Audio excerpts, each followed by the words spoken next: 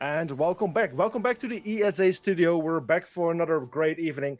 I'm right here. It's me, Bozamax, and today I'm accompanied by Pasta, as he's called right now. Pasta the Casa. Yeah. Back in the Hot Nix's basement. We're in the bunker. Yet again, I'm here for the second day in a row. Yes, Yeah, you are. it's quite nice. And let's not beat around the bush. We've got only two matches for you today, but I'm sure they're going to be bangers no matter what. Obviously, that final game, Pira versus Team Synergy, it was a forfeit victory for Pira, and I'm not going to attempt to say the rest of that name because I will make a meal of it.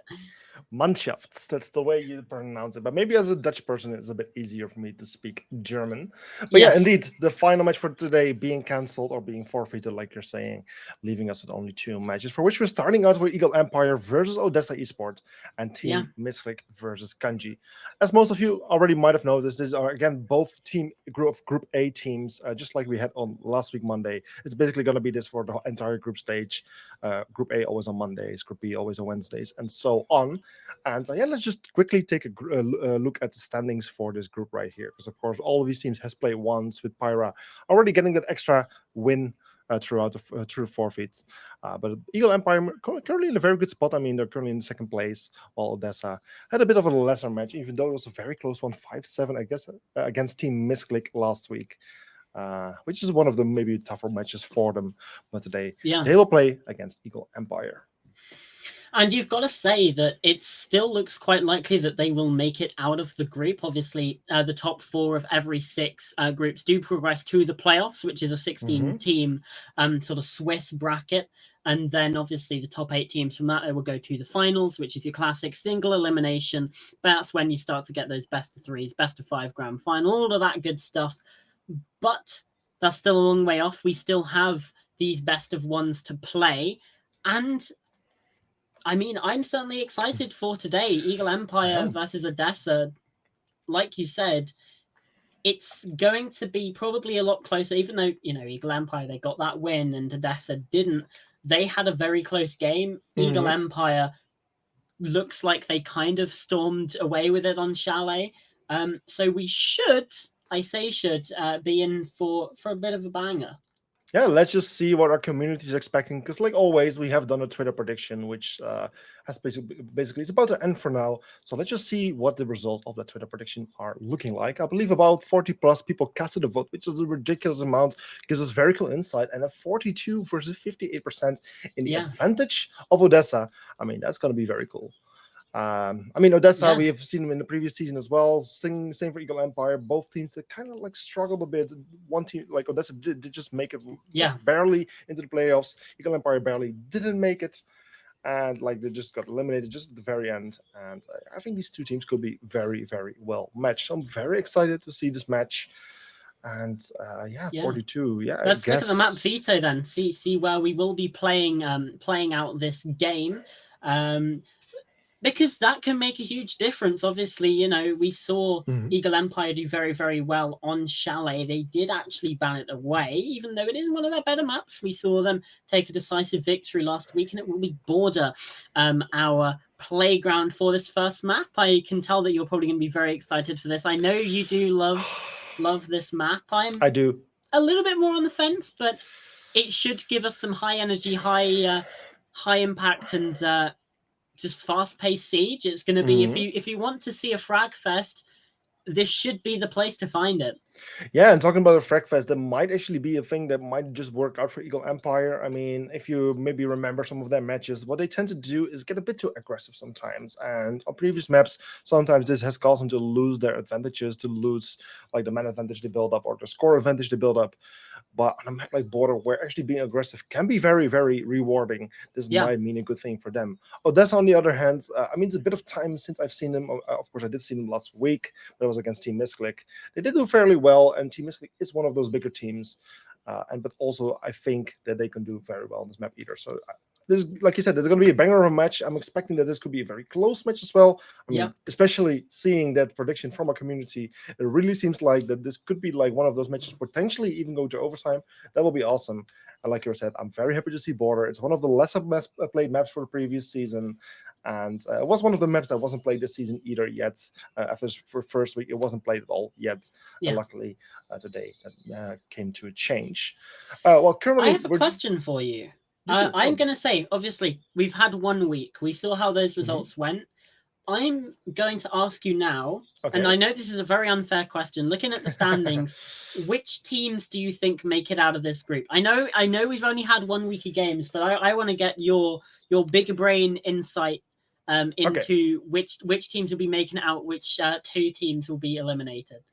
Okay, I mean, I'm a bit lucky that I also have been doing quite a bit of Wikipedia recently, also for different leagues, where quite a bit of these teams are actually active at the moment. And this gives me a bit of confidence in both Pyra and Kanji the most. I mean, they have been doing very well recently. Like even Pyra winning against Entropy, those kind of matches. Yeah. Was it Pyra? Yeah, Pyra did win against Entropy in another league. Kanji also does very well. So I think those teams are currently one of the stronger 2 teams of this group. And then if I need to look, I mean, 4 teams in total can pass from this group towards the second stage. And besides Pyra and Kanji, I'm kind of thinking about Team Misclick. And I think for this time, Eagle Empire is actually going to make it. Okay, so that means you think Odessa and Team Synergy will be the ones that do get eliminated. Obviously, yeah, they've still got a fair few weeks until we know for certain. But we've got the prediction from the man himself. I'm going to be excited to see whether that comes true. I honestly, I'm not as familiar with the console scene, but I definitely have Team Misclick making it through. I definitely have Eagle Empire making it through. Those are the 2 teams for me. Despite the fact that Eagle Empire didn't actually make it through last time, I think they were in one of the tougher groups. Yes, they were. Of Season 5, and it was such a difficult format as well. They definitely had a rough time of things this time. I think it could be different. And let's face it, Odessa only just sort of scraped by into playoffs as well. So with a bit more of a lenient format, I'm looking at Eagle Empire, seeing them and thinking they'll go through. Team Misclick is kind of a given personally. Yeah. But yeah, the other teams are kind of an unknown entity to me. This match will certainly help me sort of place where Odessa are. And the rest of this day will actually help me figure out what Kanji's deal is, because they've certainly got a tough opponent. Yeah, indeed. And I'm actually hearing that everyone, I believe, we're just waiting for the hand cams. Actually, never mind. Yeah. Let me just quickly ask, because of course, for today, it's not just you and me. We actually have a observer behind the scenes. Something that's a bit newer for today, but yeah, we're having him. So also great shout out to our observer for now. But we're just waiting for every member to be in the hand cams as well before we can. Doesn't even say the name of the observer. Yes, thank you, Ogon. No, well, yeah, Ogon. That's actually the thing. If you go to Wikipedia, there's a name for us that we can pronounce, Ogon indeed. But within our Discord server, it's a different language or different writing even. But yeah, let me just quickly help them out right here. And there's 3 different maxes now that spectate as well. Obviously, your max, Ahotnix's name is Max, and now we've got another Max joining the crew. So it's starting to feel a little bit outnumbered by all the Maxes joining ESA Cup. Yeah, indeed. So yeah, we're almost ready to go. Let me just fix the last things here, but we can almost start with this match. And again, we were talking about this prediction. Yeah. Like for the teams, like the 2 teams that I'm telling that will, in my expectation, will be eliminated. I mean, it will be so close. Like those. Yeah. Pretty much every team within ESA Season 6 right now. Are fairly good teams. There's a few that we might already know. Let's say, for example, a Nemesis Academy or something. Yeah. Hey, like Team Pulse. I hadn't heard of them, but they really impressed me yesterday. Yeah, Pulse. They were like a completely unknown entity to me, and they played a blinder of a Cafe Dostoevsky. So, even if we aren't necessarily familiar with a team, they can still provide good results as we head into Border. We do have. I can't remember which teams are which. I think it will be Eagle Empire starting us out on the defense. For whatever reason, indeed, I already know exactly why. There we go. It was hidden behind the content. Let me just quickly do the transition here. And there we go. So indeed, it's Eagle Empire on the blue side. I hope at least. Yes, it should be Eagle Empire on the defense. So that should be correct. And it's Odessa on Team Orange on the offensive side. So we're just getting the map bands here, of the operator bands, I'm sorry, to see which operators are not going to be allowed to be played for this map. Yeah, Ace being off the board early is certainly a surprise to me, but it does make sense. It's just not really a pick that you see all that often. Sorry, a ban that you see all that often. Ossa is a bit more of that familiar sort of veto that we see here being taken away. And I just want to focus on that Ace ban a little bit because... yeah, that has actually kind of caught me off guard a little bit. Eagle Empire taking him off the board. Obviously, you have that hard breach utility that can come through. The Selmas are the fastest activating hard breaches in the game. Yes. And the AK-12, pretty good gun. He can have Claymore on soft breach, which is also pretty good. And let's face it, Ace's gun, you can actually get some pretty good magnification on the sights there as well. And with a map as small as Border, you can actually get some very, very long lines of sight that you can completely cut off with just one gun because of how small the map is, especially on that top floor. So Ace being off the board is, while a shock again, it's not necessarily... I wouldn't say it's a bad ban. I understand it. The other bans, much more common, much more default. Ossa, Solis, Valkyrie. I don't even know if I need to explain those. Obviously, Solis is just IQ on defense, but very, very, a stronger. Valkyrie cameras, generally useful everywhere, and the Talonate shields from Ossa, again, especially looking towards that top floor, specific uses that we are going to see being taken away. Yeah, right. I mean, meanwhile, sort of one small thing right here, as just like I guess I'm also the producer for tonight, and for that reason, I'm quickly checking one small thing here to make sure that everything is running properly. So if anything goes wrong, blame Max, basically. Yes, blame me, basically. Yeah, no, I just realized that the game audio would be way too loud. So luckily, just in time, managed to adjust that. So for now, the game audio should be very pleasant to hear, and we can actually start with this match. So Eagle Empire, again, on the defense, starting out here, and we're actually starting with an interesting bomb site. I mean, before this map was reworked, this was one of the bomb sites people didn't dare to go, but some time ago, Border was reworked, and we get to see this lovely bomb site quite a bit more often, and it's a nice one for Eagle Empire to start out there. That's a cool one. The bathroom tellers. Usually, you'd see that top floor bomb site, Armory Lockers, be the one that finds the first round of the map. But Eagle Empire feeling a bit more secure on that ground floor bathroom bomb site. So that's where they opt to go. It's still a very good place to defend in its own right. And it makes sense. However, we are seeing some very quick entries on this western side because of the fact that there's not necessarily that much of an off-site presence on the side. Obviously, you do have Solars downstairs, but that's in workshop. So this top floor is kind of being given for free up until this office location. Obviously, you do have Robson and Smekarito on that side of things, but with a minute gone, it's just gaining map control from the attack here of Odessa. They're starting to close down on this position upstairs, and Solars as well needs to be careful of these vertical angles. Yeah, indeed. With vertical angles, they can work in both ways, but in the end, it's Smekarito getting that first kill there on the Yana. That's the Yana taking the board, after which it's Geo Determined getting a kill on Smekarito and Krint with a kill on Robson. That's 2 on each side. I was about to say, but that's wrong. There's another one dying there on the side of Eagle Empire. 2 versus 4 within the first 1.5 minutes. Team Odessa is starting out things very well for this first half. Solar's still causing a nuisance, but sprints straight into the sight lines of Krint, making Vitals in a much more difficult position. 1 versus 4 looks the wrong way. Panic Knife at the end of things. Krint with a triple kill, I think, to shut down the round and to get Odessa on the board early. And this, again, very, very strong round, and maybe the community was right. Odessa, they looked very, very strong on that attack.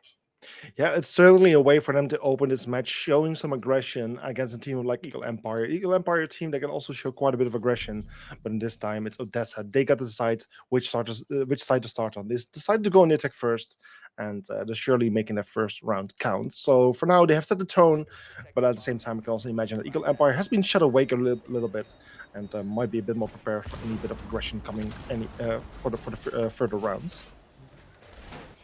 Yeah, and Smekarito even got the first pick inside that round.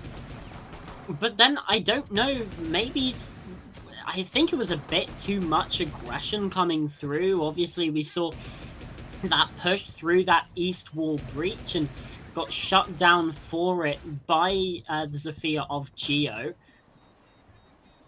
So that's an unstable position. Obviously, you don't really want your Echo being the first player on your team to die, but it didn't really matter at that point because Odessa got all of their kills off of the bomb site. They didn't actually get into a position to execute because they'd found all of the picks before they'd reached that point. So Yeah. maybe a bit more time to stall from Eagle Empire, maybe a bit more site-focused play from Eagle Empire as well, just to make sure that, because they have this utility that can be used to deny plants and such, and they just didn't really get the opportunity to use it.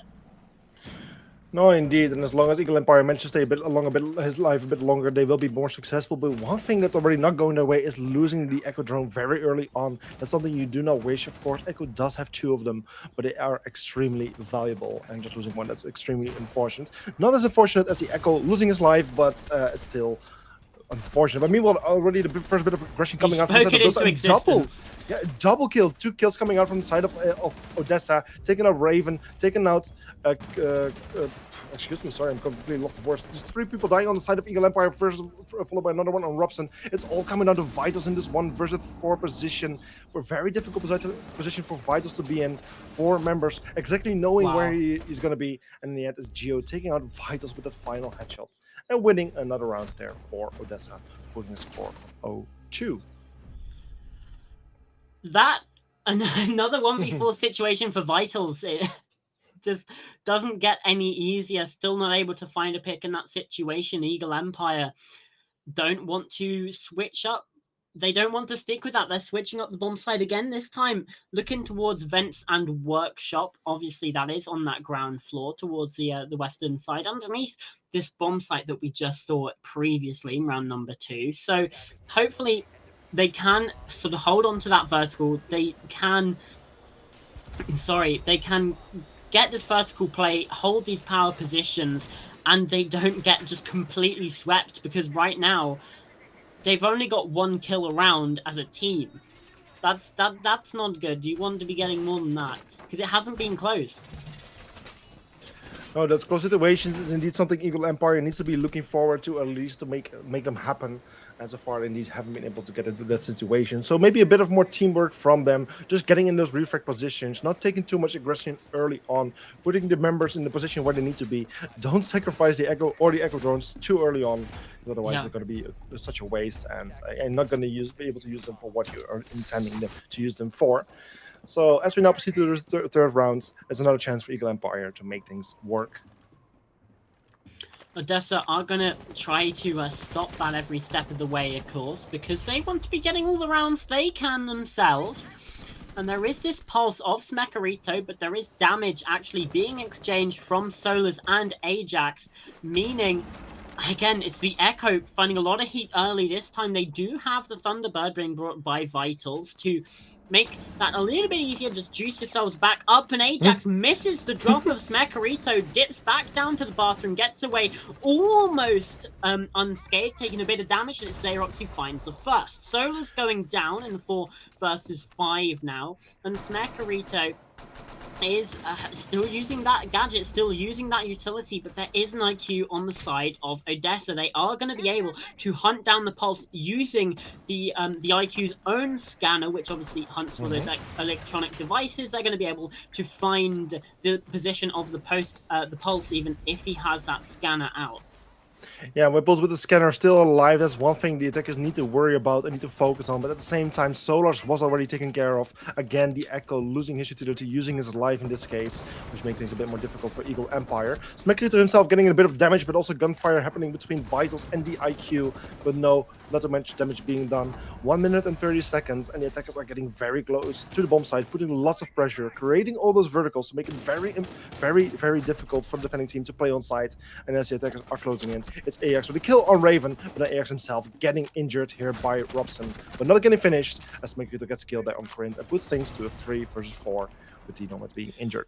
Robson getting very aggressive here, though, inside of the passport check, does find that secure on the kill, dips back away into customs inspection as Geo gets on the drone, tries to find some information. Xerox as well rotating over towards this eastern side of the map, because they don't want to rush this. They still have 45 seconds, plenty of time to actually get an execute going, and it's going to start from this bathroom side. Getting this breach open, the defense falling back, holding these angles. You can see Vitals just hopping over that desk, trying to find a safe pocket because the vertical angle's being opened up by Xerox on the back, and it's Smekarito who finds one, but Geo finds a response. Taking down Vitals. Xerox still above, though. Geo can't really get this plant down until his teammate comes in to assist, to cover that side of things, and Xerox nearly getting shut down through the absolute maze of Azami barricades, and well, Smekarito's, he's retaken the top floor, and Xerox now 1 versus 2, can't get anything done, only 4 seconds left on the clock, and this round, a catastrophe for Odessa because they had everything they needed, just could not fit it together to find the full puzzle, to find the full execute.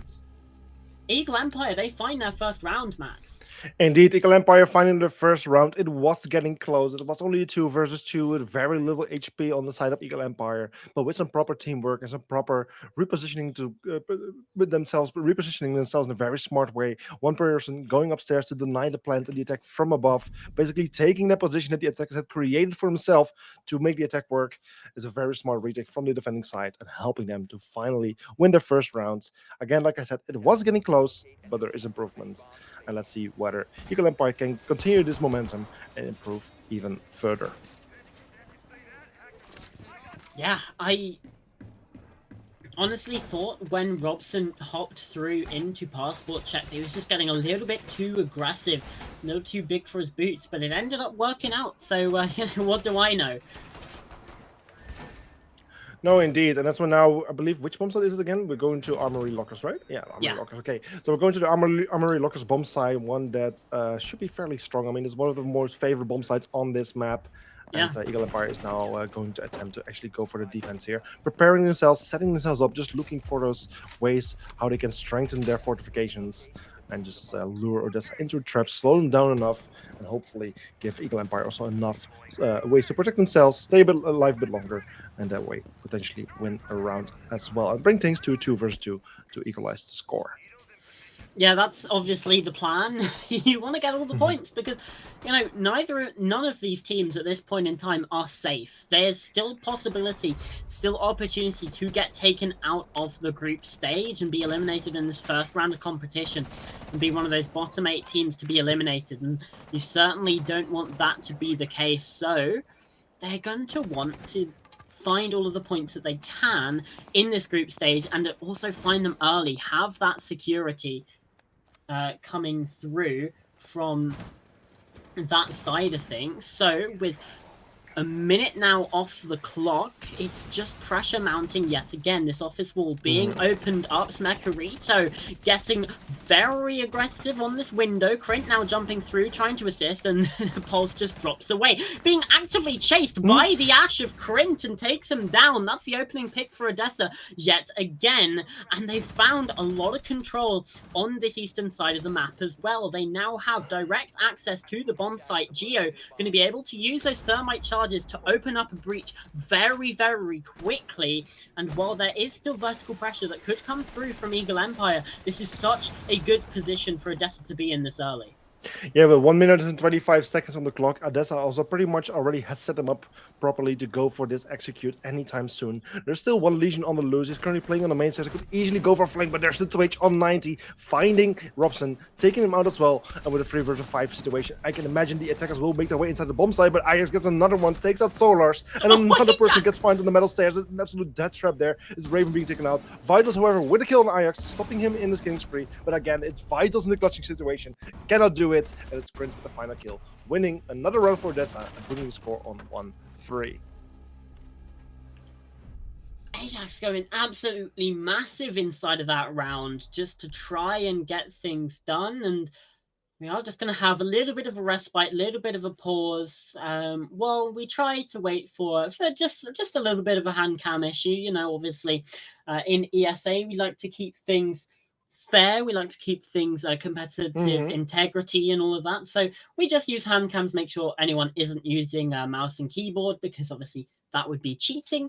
So while we just try to sort out an issue with that, just have a little bit of a technical pause, and we can really digest those first 4 rounds, Max. Yes. What were your thoughts? Because Odessa, I mean, I thought, you know, there's a possibility they could win. I did not expect it to be this dominant this early. No, indeed. Like, Odessa has been doing much better than I expected them to do. I mean, winning those 3 rounds in total right now versus 1 round on the side of Eagle Empire, it's just this is just very well. Given the fact that they did pick this side, they did pick to go, they decide to go as the attacking team first, and winning 3 rounds out of those, that's absolutely the bare minimum. Like, it would be great for them if they can at least get 1 or 2 more rounds out of it, so they can switch with a 4-2 or 5-1 split. Sorry, but at the same time, they have already done very good work, and any other round 1 from this point is just a very nice extra. At the same time, Eagle Empire, I mean, on the defense, they kind of struggle to deal with the aggression on the side of Odessa. Yeah. Really struggle to just keep those openings closed. I mean, Odessa just finds those openings and really aggressively makes use of it, and Eagle Empire just cannot really stop them. They just really need to avoid those clutch situations. So many times it's already been was Vitals on the clutching situation. And it's something they just need to try to avoid. Stay a bit alive a bit longer, and hopefully they will be able to have much more fair fights towards the end of the round. Yeah, it's been a bit of a problem for Eagle Empire trying to deal with that aggression that we're seeing from Odessa, because they are taking those sort of mad swings. They are going for those fights that realistically you wouldn't expect players. And I'm going to say, particularly when you're playing with a controller, you wouldn't really expect the players to be taking those gunfights, to be trying those angles, but Odessa just go for it. Mm-hmm. And it's exciting to watch. It's thrilling, but there's certain points where Eagle Empire they just cannot keep up with just how quickly Odessa are playing. No, indeed, and Odessa is going to be on the attack for 2 more rounds. So 2 more rounds to make an advantage of their very aggressive playstyle and make an advantage of the weaknesses of Eagle Empire that they have been showing. The good look into the future for Eagle Empire is that they will have to only play 2 more rounds on the defense and can then play as the attacking team. I just hope for them that they can at least win 1 or 2 more rounds on their defense, so they still have a good chance to make a comeback work on their offense once they switch. But for now, it will be very difficult for them. So as we now proceed into the 5th round, the second last round for the defense of Eagle Empire, let's just see whether they will be able to resist the offense of Odessa, or whether Odessa will just overrun them once more. Yeah, and it looks like, again, we're going to be seeing some very quick action, as Odessa are want to do. They can hear some rotations being opened up. The punch hole through Raven very low, right off the jump. But that's given away the position on this window now. Odessa forced to play things a little bit slower. Obviously, they do have very early site pressure, and this is a big problem with this bomb site. And with Eagle Empire not able to win the almost gimme defense on that top floor, it's meant that they have to try and adapt, make things work on places like Bathroom, on places like Workshop. And as we can see, it's not really working out for them. No, indeed, the attackers are just making their way in. Ash already being inside of Archives, making her way towards the middle stairs, seeing one quick. player rotate, but unfortunately just missing out as a player has now fallen back. But she's still on the How hunt, she's still aggressive trying to this find it, is. and does actually, yes, she does in the end find Solars. I believe there was one more player in this area, however, no, I think the player has made his way outside somehow, but it's already the first player on the side of Eagle Empire losing his life, after which Vitals also falls and robs into the side of Ajax, and there's only 2 Eagle Empire members remaining in a 2 versus 5 with Raven extremely low in HP. But luckily, no, luckily not. I mean, luckily, it's Odessa getting the final 2 kills and therefore flawlessly winning this round as well, putting the score on 1-4. And I mean, they've been doing great on their offense, and they have one more round to go. I don't know what to say. It's the same thing we highlighted. So aggressive, so fast. They're taking these mad swings. Like, sometimes you think there's some players that must be taking some substances. They're just out of their minds, and they're just playing like, I don't even want to say like it's ranked. I feel like even ranked has a bit more strategy than this. This is could be, yeah. But it's calculated aggression as well. You saw they didn't just all hop in the window. They punch it because they can hear the rotates being open, and they hold. They wait until they can find pressure elsewhere, and then they spring the trap. It's very well played from Odessa Esport, and I am loving to see it. Yeah, Odessa doing very well. The best the Eagle Empire can still do up to this moment is at least win this final defensive round and turn things into 2 versus 4, where they then will still make a chance once we have the rolls up going. Yeah. Now Odessa if it's a 4-2, if it's a 4-2, I feel like Eagle Empire will have actually gotten away with murder in this half. Yes. I feel like they will have gotten away with daylight robbery if they're able to find a second round here in this half, because of just how dominant we've seen Odessa being. The round so far that Eagle Empire went down to like a 2 versus 2. All of the other rounds have not been close. EE have just been absolutely torn apart by this attack inside of Odessa. They are taking it a little bit slower. Line of sight has to be established for these Bravo drones, obviously, to do their job. These Kludge drones, as they are known. And they're distilling some of this utility while they can make use of it. Again, like I said, a bit of a slower approach while they're gaining this information. We have seen this trap sprung at about that 2 minutes left on the clock mark, sometimes as late as 1 minute 30, 1 minute 45, but it is still the whole team going at once. You don't necessarily have, say, the Ash of Krint going in solo. The entire team is behind the push, and this is where it's going to be coming through. From this east side, Smekarito prone inside of office, just behind this desk. I don't know whether he has been droned. Does actually go on drone, but that's provided the perfect opportunity to find 2 massive picks. Does get taken down by Krint. The clash is going to slow him in his tracks, but he's already managed to find 10 kills inside of the game, and it's not even the end of the first half. Xerox hops inside of the window, spotted by the clash, and Krint tries to get aggressive, taken down. Vitals finds that kill. Now it's a 2 versus 4. Now a 1 versus 4 as Raven gets in on the action. Xerox can't get it done. The SPSMG of the clash finding it, and it is that 4-2 split here, Max. Again, I'm going to say it, Eagle Empire, they've gone away with robbery. They've absolutely stolen that half. Yes, they did. I mean, a 2-4, of course, their opponent is having the advantage here, but the fact that Eagle Empire is now switching towards the offense, which is also the side they prefer for the overtime, which they got to pick, does provide some kind of a good, how do you say it, like a good expectation for the second half of this map. I mean, there's a good chance that they will be able to at least win a few more rounds on the attack as well. And before we know it, this match could turn into a 4-4 or 5-5 score, at least an equal score, and things could just get very tense between these 2 teams. So a 2-4 score, I mean, it's a good score for Odessa. It's a good half, but at the same time, it's one that's very much possible for Eagle Empire to fight back from.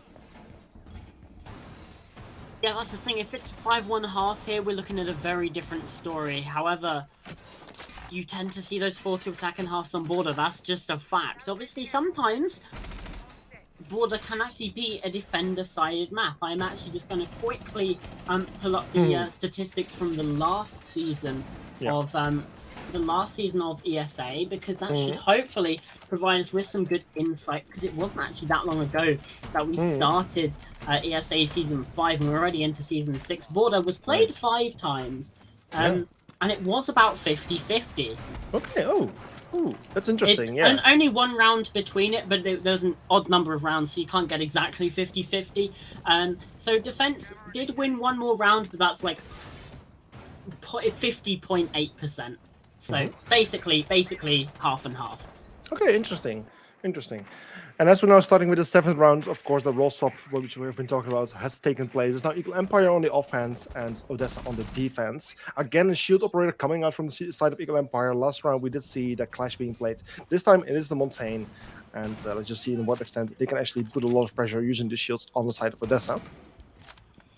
Yeah, the clash worked out well for them, and they've decided to use essentially the attack and equivalent of the Montaigne to, again, provide this constant pressure, this constant distraction to the guns of the defense, and just be an oppressive presence in the map. Obviously, Akashi is having to look for the jump in of these players, and actually the C4 goes out, not going to find anything. It's Solus who finds it first, but Akashi, again, just constantly looking over towards this Montaigne, constantly drawing that attention, making this a little bit less focused, but there's the angle that you want to see. Xerox with 2 picks to make it a 3 versus 3. Vitals opening up the breach, does manage to hop outside before that opens up, just to provide a little bit of safety. Obviously, there is only on about 20 points of health, does not want to get too much in the danger, obviously having the diffuser as well. You do not want to drop that in the middle of nowhere. It would be detrimental to the attack of Eagle Empire. So as we head into this final minute here, Odessa are actually sitting pretty, especially with this clock running down. And Akashi finding that pick onto Solus, completely unaware, completely unprepared for that swing. The only advantage that Eagle Empire have here is that Smekarito has found his way onto the bomb site, but no diffuser in hand. Vitals is the one that has to try and find it, and he's going to get swung by... I thought that was Solus for a second, but obviously she's banned away. I think it was Xerox again. Smekarito now has to get into action, can't even find anything. As Geo shuts... Oh no, that's Xerox shutting him down. Geo finding the kill onto the Thermite. And Odessa, they get their first defense, obviously top floor, kind of where you expect the defense to win. Eagle Empire obviously very different in the fact that they lost 2 top floor defenses and managed to find a win on Workshop. Speaking of Workshop, that's where we're headed now. Yeah, Workshop with a 2-5 score. That's where we're heading indeed. It's of course, on the defense. We now go to the second bomb site after just won the previous one. Eagle Empire being able to do quite a bit of damage and put quite a bit of pressure on the previous bomb site, but unfortunately not enough to actually win the rounds. And it's Odessa getting an advantage of 3 rounds. So quite a good advantage for them, quite a good position for them to be in as well. And it's really time for Eagle Empire to start winning more rounds, because if they continue to lose this match will be over very soon, which will be very unfortunate, of course. So, yeah, let's just see in what extent Eagle Empire is able to fight back a little bit better. In terms of lineup, we're seeing the Monty, the shield operator being played once more. But the other side, we're also seeing a few more aggressive operators. The Finka is being picked.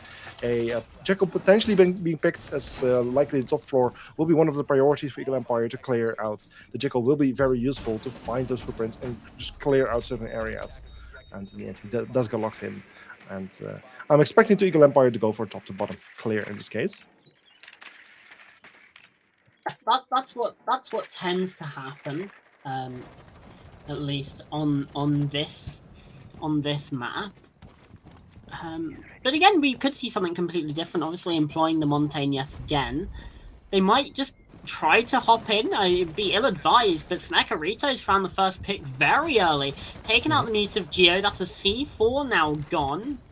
And actually, there's already been another one destroyed. Somehow Krintz already used that nitro cell that they had, and now there's only 2 left. I mean, still 2 left, Xerox and Akashi, also bringing along that explosive gadget. So, yeah, no shortage of C4s for any sort of vertical that you may want. And look at Ajax, head on a swivel, trying to find all of these different angles that they may be attacked from. And Ravens just found his way into the site. We said that might not be the best plan, but they're in. They have the diffuser, not necessarily going to be able to go for that plant. And Xerox shuts down Robson, gets a little bit too big for his boots, and here comes the kill from Vitals. Solas as well. Vitals another, as Xerox tries to push through the breach, and it's Akashi now left 1v4. Finds the first, but still quite a few more to find. 3 kills, in fact, in the next 20 seconds. Can't get it done. Smekarito finds it, and there's that attacking side on border. We've said it plenty of times. Attack,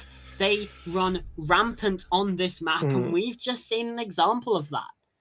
Yeah, indeed. And I must admit, once the Monty was hopping in and going for a plant, I was raising big question marks in my head. I mean, there were still 2C4s in the pockets on the side of Odessa. The pulse was in play. There was plenty of options for them to potentially deny the plant. But luckily, the members of Eagle Empire decided to just rush into the other side of the bomb site to create enough of a distraction, get enough kills as well, to only leave things to a 1 versus 3 situation with the diffuser already planted.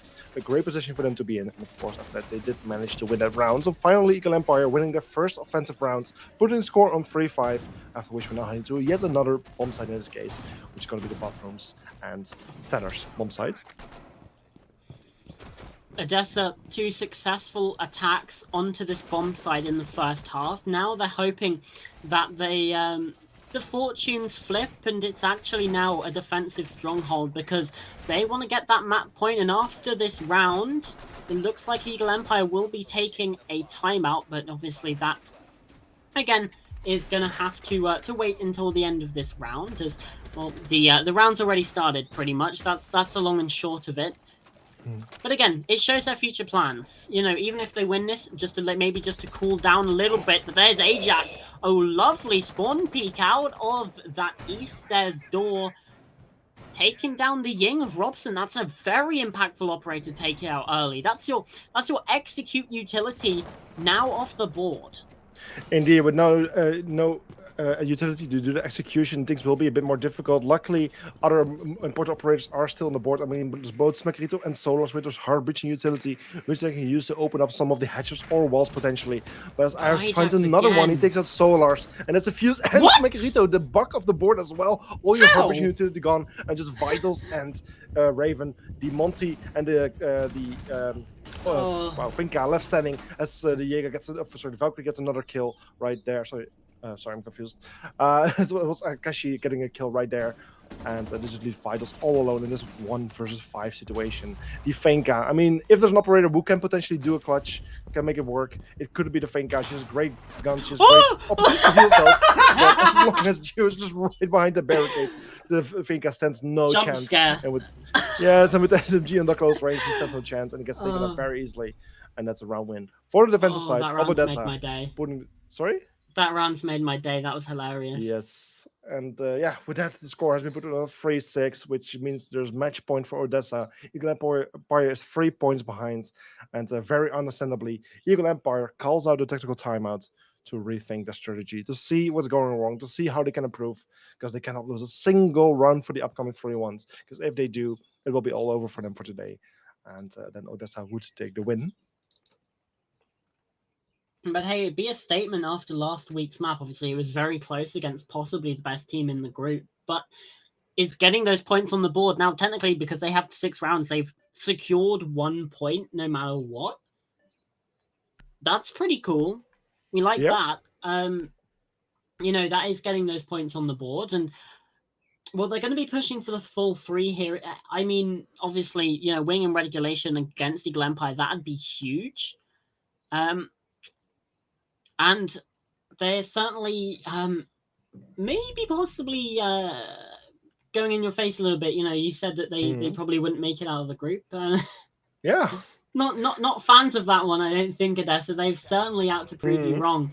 And I'm just going to point out a bit of a problem from that previous round. It was the droning. I mean, obviously, you have Ajax getting a triple kill somehow. And then they just didn't know that the Warden of Akashi was in that corner. Raven, as the Montagne, had his back completely turned. There's absolutely nothing you can do in that situation. Wow. And it made it a 1 versus 5 and ended up being a flawless round for Odessa, and they have the top floor side again. If there's one bomb site you don't want to have to attack while your opponent's on map point, it is going to be Armory and Lockers.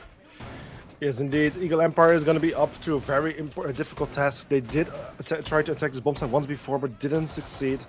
And they will not get a second chance. Interesting operators being picked, however. Glass is one of the ones we're going to get seen here on the side of Eagle Empire. So let's just see how he will do at the same time.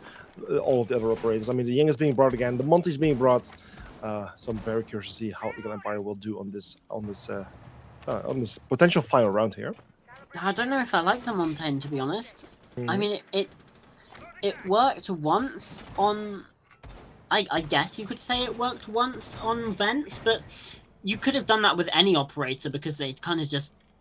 Eagle Empire just walked in. There wasn't really any contest from Odessa. That's not necessarily the Montaigne itself providing impact. But this time, Robson's found another angle of attack. Over by these top metal stairs inside of 90, but is being swung from multiple directions, can't necessarily cover all of these angles himself, is going to need some teammates to back him up, and that's where you can see the outlines. Just over on this side, you've got the C4 prepped as well from Krint. As soon as the Montaigne walks over that spot, which has been pinged out, Geo just going to be on the watch for that. Will be popped, and that should be Robson losing his life, but he's rotated around the other side towards that east side balcony. Is more utility starting to be used by the attack now, and it doesn't even matter that Robson had the Montaigne because Krint's going to sneak up behind, finding that kill himself. 11 frags in the game, and the SMG-11 doing work. Indeed, but meanwhile, Solars, the Ying is getting his first kill there on Krant. That's the Mutes taking off the board. Back to an equal 4 versus 4. Both Vitals and Geo quite low in HP, or at least losing half of it. So therefore a bit of a struggle. And also Raven getting a bit closer here to the Archives bomb site to potentially do some damage there with the glass. Doesn't have his brothers on smokes. He did pick the Claymores in the end, but does find the kill on Geo. Not even a smoke grenade needed, just a clear shot right there on the Mira. And now we're back to 4 versus 3. Advantage for Eagle Empire, but the question is, will they be able to hold on to it, or will they throw?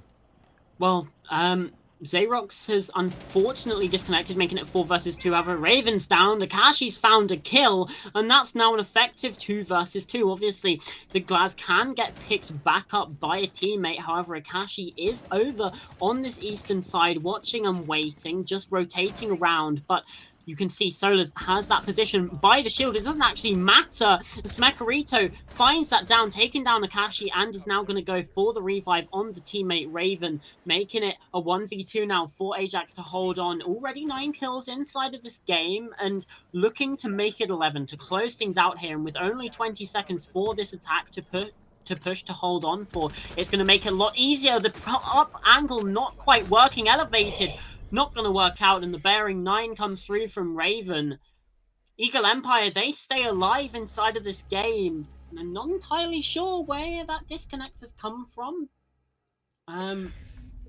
Not sure either, to be honest. I mean, I'm not seeing any message in the chat so far, so I don't think there's any reason to pause the game either. So it's like as long as it doesn't matter, I'm not mentioning anything. We just have to assume the best here, that everything is fine, and yeah, I don't know. I think we can just resume the match here. So there's no word from the Odessa member.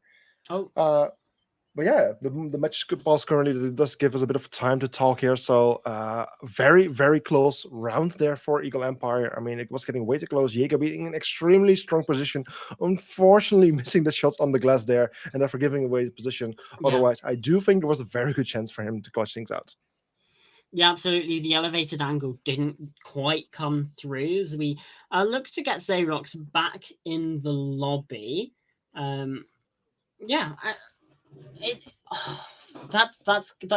gotta hurt, because obviously you're in a 4 versus 3, and then it's made a 4v2 by that disconnect coming in, which isn't ideal. Obviously, you know, if they were in a 4 versus 3 there, we probably see a 7-3 scoreline. I would say. Sorry, a 7-3? Yeah, I think if Odessa keep having 3 players alive instead of going down to 2, they probably win that round and they close out the game. Yeah, indeed. While we're actually currently getting some words here from the side of Odessa, it apparently turns out that the player is not able to rejoin Uncooked. So unfortunately, we got to go back here to the studio where we can just give our... Uncooked? Who's Uncooked? I don't know who. Yeah, sorry, Pasta. Sorry. You're no longer Uncooked anymore. Nope. Are you cooked? Or what is it?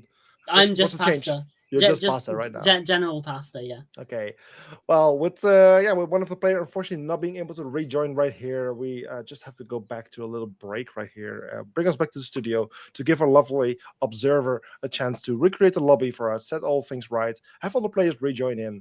So we're just gonna take a little break right here, and then hopefully, we'll be back very soon with the remainder of this match with a 4-6 score. Which, I mean, it's Odessa on the match points. They only need 2 more points to win this match for them. But at the same time, Eagle Empire managed to win the last round. And the question is, will they be able to keep up with that momentum and still win the upcoming round or upcoming 2 rounds? Or will they eventually lose one of those and lose this match? We'll see That's the after a short question. break. I'll be right back.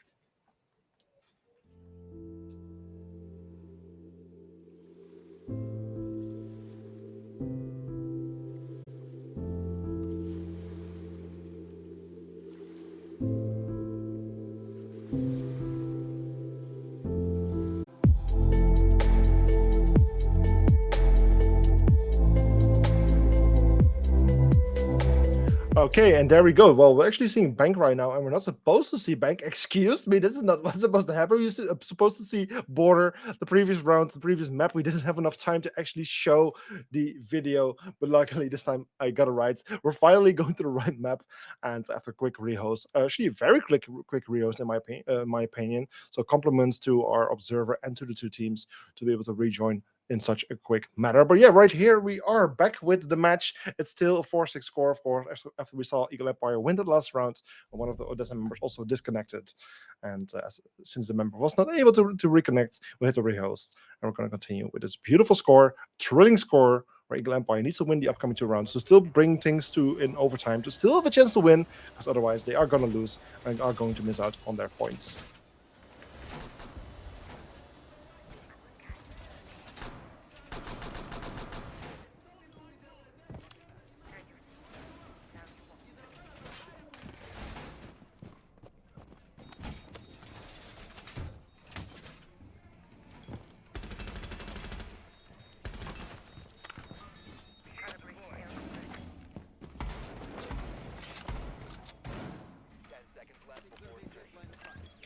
I actually know that for you, indeed. Let me just quickly I can bring it up in Wikipedia right here. So mini league points is the first one. So that's the points, of course, that you earn by winning or losing or bringing things overtime. Yes. Yes, round difference, mini league OT points, mini league games, and overall rounds 1. Those are the ones.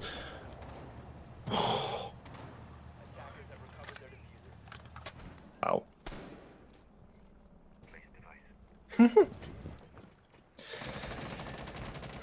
Yeah, that's something you wouldn't expect, and especially getting the Thatcher through that. That's an absolute huge win for the defending sides. However, the members of Eagle Empire are not letting them stop it. They're already getting very close to the bomb sites. I mean, the Monty already being here right at the door, with potentially still a player behind him. Also, the Gnome is relocating himself towards the window. So from here, the members of Eagle Empire are putting themselves in a very aggressive and very strong position from where they could try to put some pressure onto the bomb site itself. And it could just become one big bloodbath and execution anytime soon.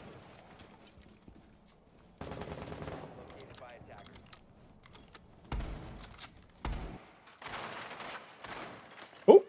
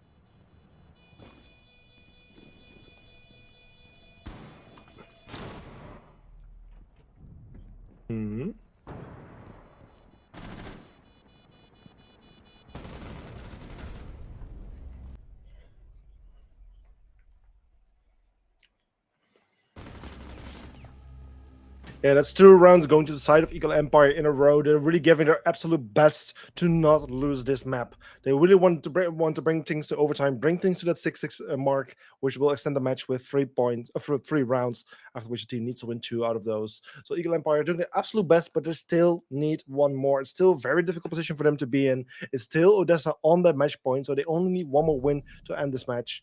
But for now, the potential decider of this match is going to be Bathroom Tellers.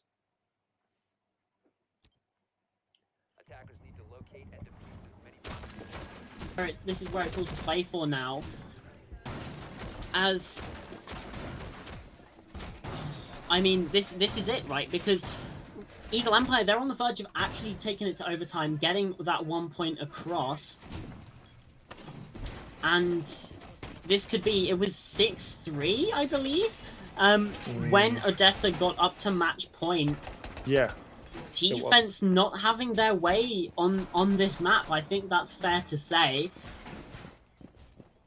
Again, Border, very attacker-sided. We could see 2-4-2 attacking splits here. Odessa, they won that 3-3, that's for certain. As we head into round 12, tension at its highest point.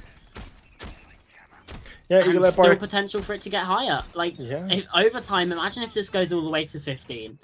I would love to see it go to overtime. I mean, the great thing about overtime is, of course, that the match will be very interesting to watch. But at the same time, it's also the points: 2 points for the winning team and 1 for the losing team. It really makes those standings very, very thrilling, and that's just something I love to see.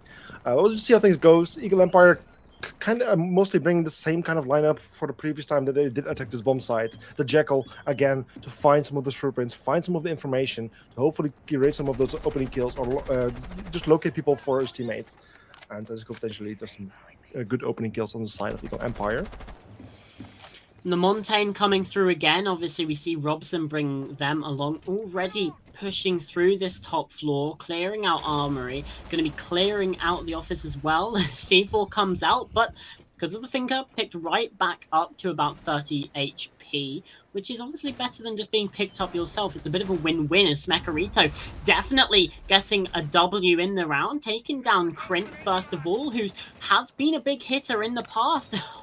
No, Ajax looking away at just the wrong time, finding the head though of Raven, and the Montaigne being pinged out with the yellow pings. They know of this position that these players are playing. Solus, however, is sneaking along. This is going to be a pinch push, and it's going to be a successful take from Eagle Empire. Ajax going down, half the round gone, and it's already a 4 versus 3, Max. A 4 versus 3 situation, which is going to be very, very difficult. I believe you're actually ahead of me somehow, ahead of the stream as well. But yeah, either way, for me, it's still 4 versus 3. And yeah, we'll see how things go. The hatches being opened up, so the attackers are getting a bit more control over the bomb site itself anytime soon. Can start to put a lot of pressure from above as well. Buck creating those verticals. And in the end, it's Smekarito getting killed on Geo, taking him out, bringing things to 4 versus 2, which seems to be very winnable for the attacking team here. 45 seconds. Xerox and the Kashi need to hold on here. See vertical being opened up above them. Repositions coming through. Obviously, Bathroom Tellers is the site, so a bit more of an option to sort of hide here, hide from those vertical angles, but Xerox off-site inside a workshop needs to be very, very wary. As we can see, Diffuser now starting to be planted by Vitals. Akashi swinging through, shots from Xerox as well, who's able to take down the planter. This is now suddenly very winnable with only 12 seconds left on the clock here.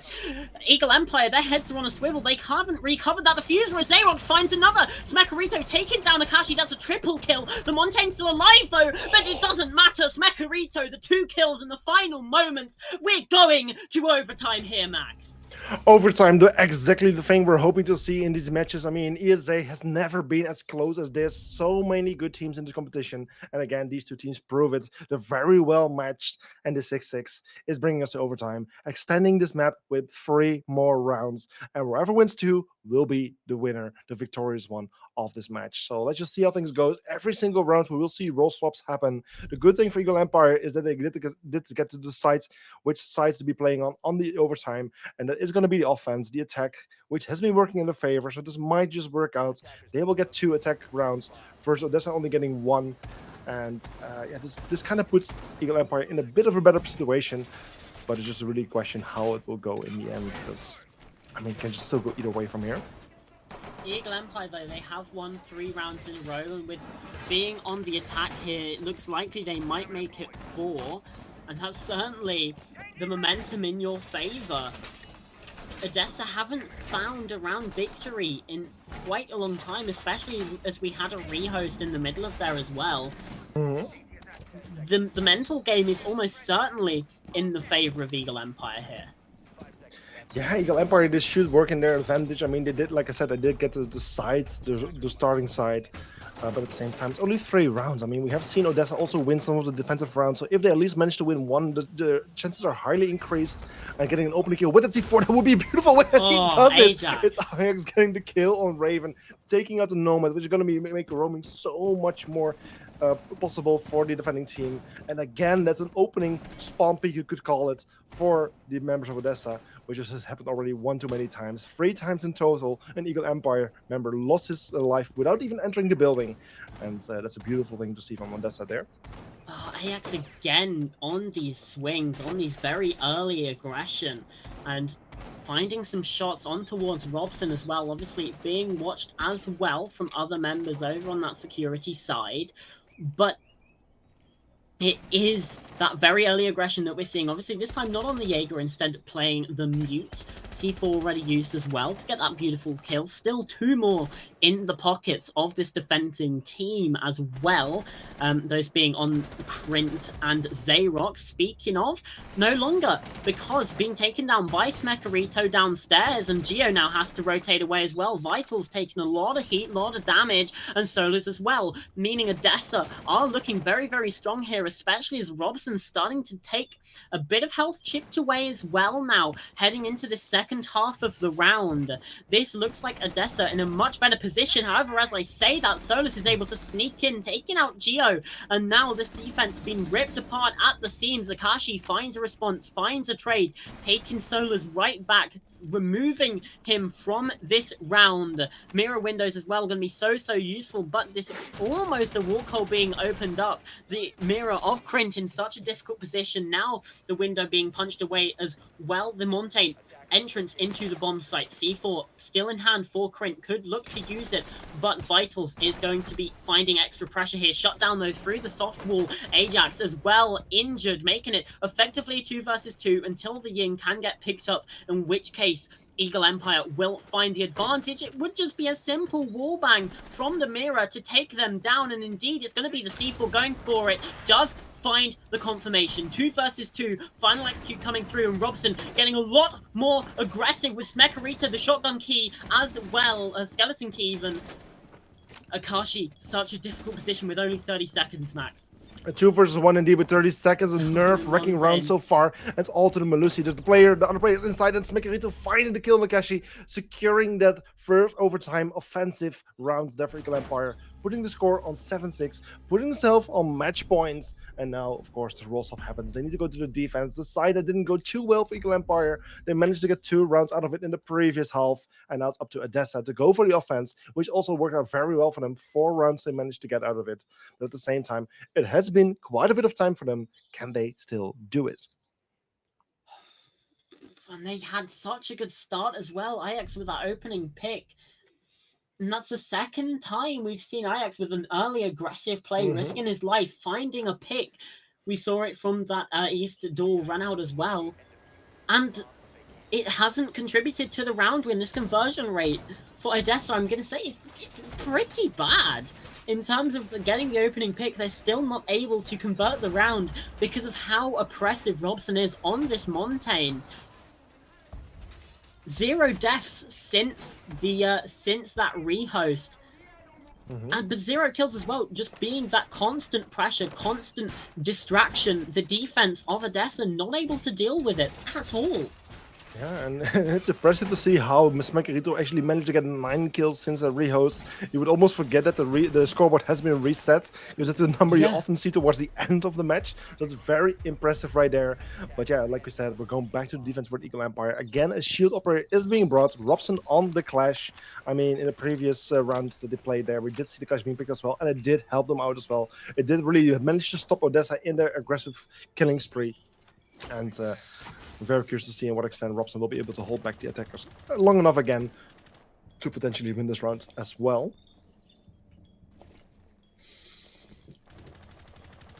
Eagle Empire. This would be their 5th round in a row if they're able to close out here with an 8-6. And it's certainly looking likely Smekarito trying those aggressive plays, not finding the same success as AX, but it's still a 5 versus 5. Didn't get taken down, so not the worst of situations. Obviously, the Echo going for those plays is a little bit risky, but if you're able and feeling confident to go for that, it's certainly going to be a massive boon. And here they're faced with the Clash. They've identified where that pressure is going to be coming through. Krent finding the opening pick, taking down Smekarito. That's your big hitter, taken down straight away. That's got to be huge. Yeah, indeed, the Echo seems to be really joined on the side of Eagle Empire, quite often losing his life very early on, or his utility. Meanwhile, Termite opening up that off as well to create a new line of sight and entry point for the attacking team, and also doing quite a bit of damage there on Robson. The Clash was basically the main line of defense right now for the team. Xerox in a strong position, finding himself 90, getting a first kill there on Raven, and another member dying on the side of Eagle Empire. 2 members on the side, and it's all coming down to Robson. The Clash in the 1 versus 5. Finds one, takes out Xerox, but still 1 versus 4 for Clash is pretty much the most difficult thing you can do in Siege. And Scrim then gets the final kill there on the Clash. Is a round win for Odessa, meaning we go to maximum rounds, as it's now a 7-7 score and match points for either team. Well, I said, imagine if it goes all the way to round 15. We no longer have to imagine, because it's here. That is what will be happening. Yeah, and to and to make sure that this final round is gonna be played in a fair manner, we're just quickly gonna pause the timer once more to just give the players a chance to rejoin those hand cams. Apparently, some of the phones are struggling with this hot weather. Even though the phones are overheating, so that's a big issue here. Hopefully, they're able to rejoin very soon. You said it's been like 30 degrees for you all day? Yes, in the Netherlands for the past 3 or 4 days, it's been like a constant 30 degrees, like already hitting that 25-degree mark around 10 in the morning, 9 in the morning is just insane. Yeah, and it's still 26 for me now. Yeah, I can imagine for some players in their rooms where they're playing right now, it can be well above 25 degrees, which is especially just, you've got your PlayStation on as well. That's going to be generating heat. Yeah, even here on the production side, I mean, of course, the PC is running, there's lots of screens, there's a lot of lighting. Usually, I would also be running a PlayStation at the same time as well if I do my own spectating. Luckily, we have been able to outsource that for today. That's an absolute relief in that case. But otherwise, it would have been extremely warm. But for that reason, of course, everyone make sure to stay hydrated. Of course, it's very important to drink a lot of water during these hot days. Especially when you're in tense situations, whether you're a caster or a player, make sure to get enough liquid. Yeah, health is important, folks. Make sure you stay hydrated. Make sure you stay topped up on your fluids. Obviously, it's important to not.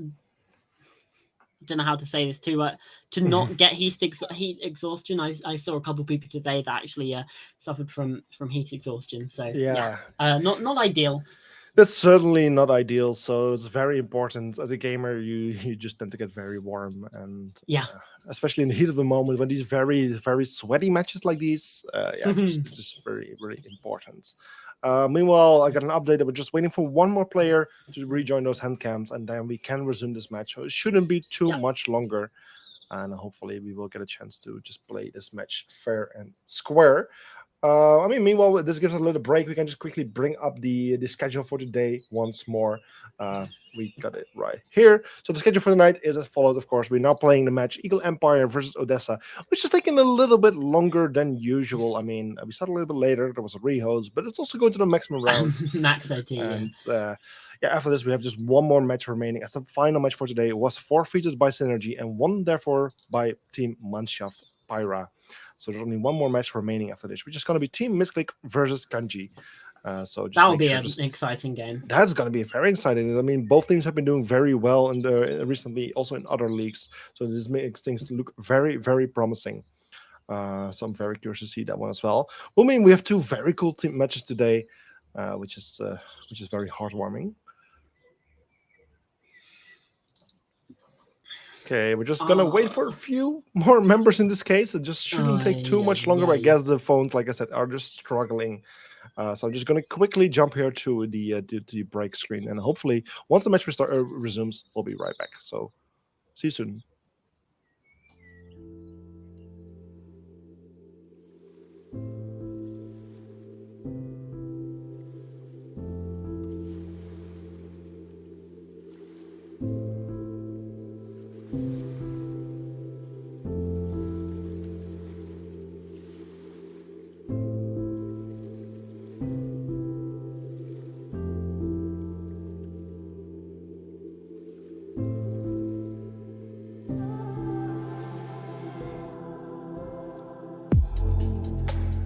And we're Very back quick after break. after a fairly small break here. We're back, luckily. And I mean, there's only one more round to go. It's a 7-7. Yeah. One more round on the boards. It can go to either team at this point. It's Eagle Empire on the defense. On the offense. Odessa on the defense. And yeah, I mean, each team is very much capable at this moment to win this round. Generally, we did see a bit more of offensive wins on this match today. In general, also on this map. 10 of the 14 rounds have been won by attackers so far. So Eagle Empire, they're looking pretty good to take 2 points here. Yeah, indeed, 14 rounds. The 15th round now just coming in here, and we'll see how things go. It's Eagle Empire on the offense, currently the defending side of the Dessa, finishing the setup, just preparing those last bit of traps to just hopefully trap the Eagle Empire on the go and do a bit of damage. But we'll see how things go. The winner of this match, of course, will win 2 points, while the loser will win 1 point due to the fact that we have gone to overtime. Yeah, for sure. It's pretty cool, I guess you could say. Obviously,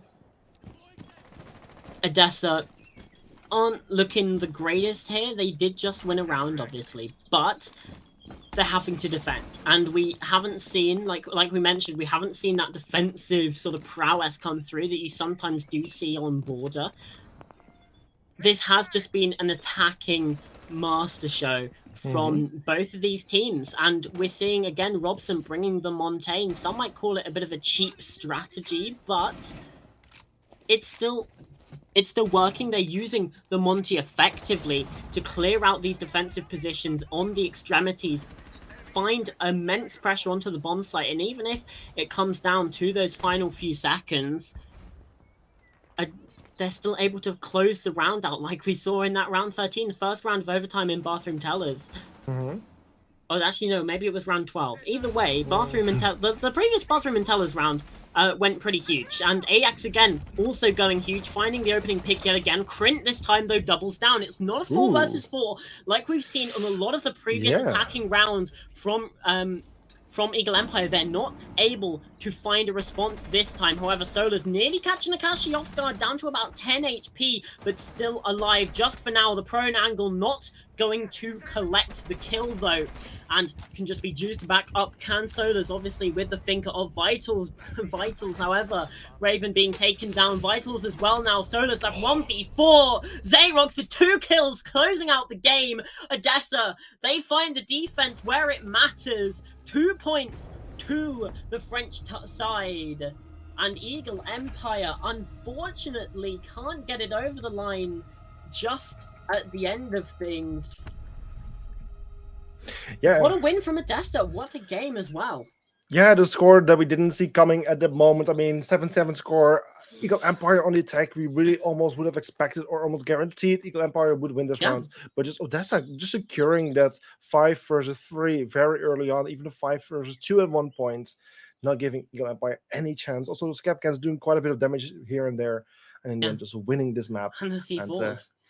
yeah, and this will put both teams kind of like in the middle of the group in terms of score, because of course Odessa will now have 2 points, kind of putting them, I believe, in the fourth position probably, while Eagle Empire will still. I mean, they were on the top of the group, with exception like of not keeping the forfeit win for Pyra there in mind. They were on the top of the group, will now also likely kind of be in the middle of the group as well.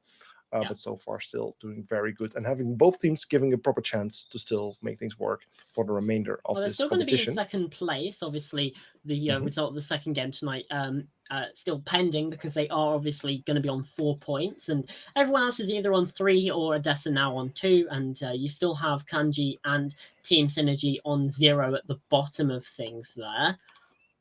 But there's still another game to play tonight, and that's where I'm going to be looking. Team Misclick versus Kanji Esports. That's going to be a banger. We're just going to head to a quick break now. But again, banger coming up. You don't want to miss it. Stay right where you are. We'll see you in a few minutes' time. See you soon. Bye bye.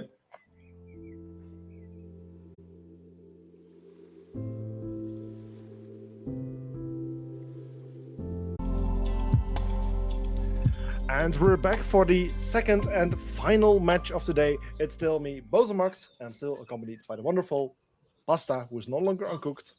Welcome back. That's me. No That's way. you. That's Yeah, crazy. it takes a bit of time to get used to. Yeah. Let's not beat around the bush. Misclick are an incredible team. I'm just going to say that right now. They're playing Kanji Esports, who I'm going to be honest, bit of an unknown quantity, at least to me. I'm assuming for ESA Cup in general, which means this is a really exciting map. Obviously, Kanji did lose their first game. It was a 7-4 loss to Pira, who now top the group thanks to that forfeit victory that they had. And we said Team Misclick are a phenomenal team, and the community seems to agree with us. 74% of people on Twitter poll thinking that they're going to take the dub. Yeah, and I think I must totally agree with them. Both teams Yeah. are very good teams. Like Kanji, you might not have seen them on ESA yet, but I have seen them in different competitions, and they are very strong. But at the same time, so is Team Misclick. They have been along for such a long time, and we do actually have some historical data to back it up as well. Because it turns out that Team Misclick and Kanji already performed against, competed against them each other before. They did play in RSX, I believe it was, where am I saying that correctly? Yes, I am saying it correctly. It was a 7. They played together against each other, and in the end, it was an 0-2 win by Team Misclick. Both Team Park and Yeah. Oregon were played, both with a 4-7 score in the advantage of Team Misclick. So this is going to be a bit of a rematch for these two teams. It is going to be. We'll see whether it's going to be a different map in a bit, but for now, Nice one. Nice it's one. going to be a nice rematch. Sorry. Oh, I was just saying, floor absolutely seamless. So let's have a look at the map, Vito. Then, while we have just a little bit of time before we will jump into the map, Chalet gonna be the starting place for us today, and I am starting to get a little bit of a flashback from last season. It's The group stage chalets certainly came out in force at the start of things. Where I think it was me and you, Max, who casted like six in a week or something like that. So yes, hey, yes. new stuff though. We're seeing Fenrir come into the meta a little bit more. Brava's starting to find her place. Grim's got a bit of a buff and is starting to be maybe a little bit viable.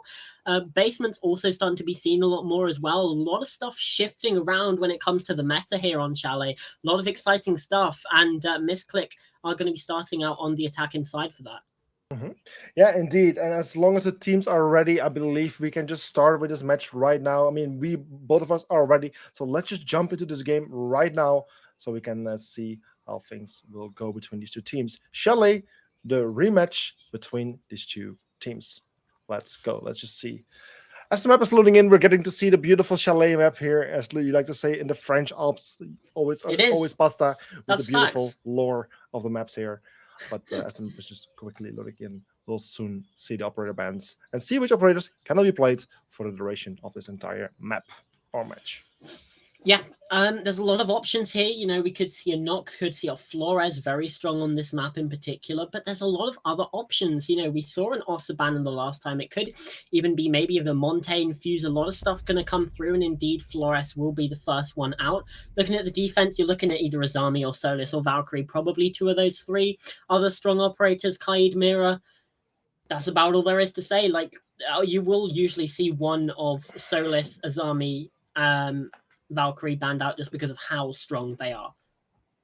Yeah, indeed, very strong operators also on maps like Chalet. Nuck is going to be one of those that is going to be banned. Again, also one of the most banned attackers really, so it's not too much of a surprise. Very strong operator. And that's the first two attackers off the board, which are both Flores and Nuck, which will not be allowed to be played for this match. What I'm saying is, those were the first two attackers that I said. So I'm pretty big brain of Fenrir is actually going to be banned out. So I was like, oh, I'm excited to see if we get Fenrir. Nope, absolutely not. Team Misclick throwing that in my face. Yeah, Fenrir is a strong operator, one that we do see getting banned a little bit already. It's luckily not that much as the new operators like a, there we go, Solis. That's the one I was about to talk about. Like one of those operators, which was like one of the more new operators to the game, and which we did see an incredible, even insane ban rate in the previous season. And the ban rate does seem to be lowering a little bit, but it's still the most banned operator at the moment. She's just so strong.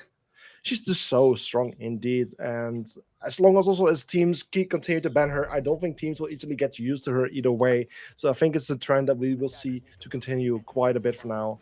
But also kind of what we saw with Thatcher, right? Thatcher was he was banned every single game, and for teams 3 seasons or so stopped banning him.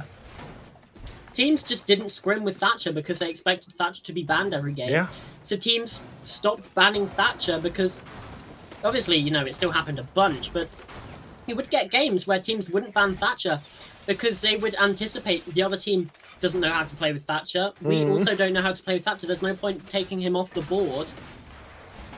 And they were able to get another 2 bans in.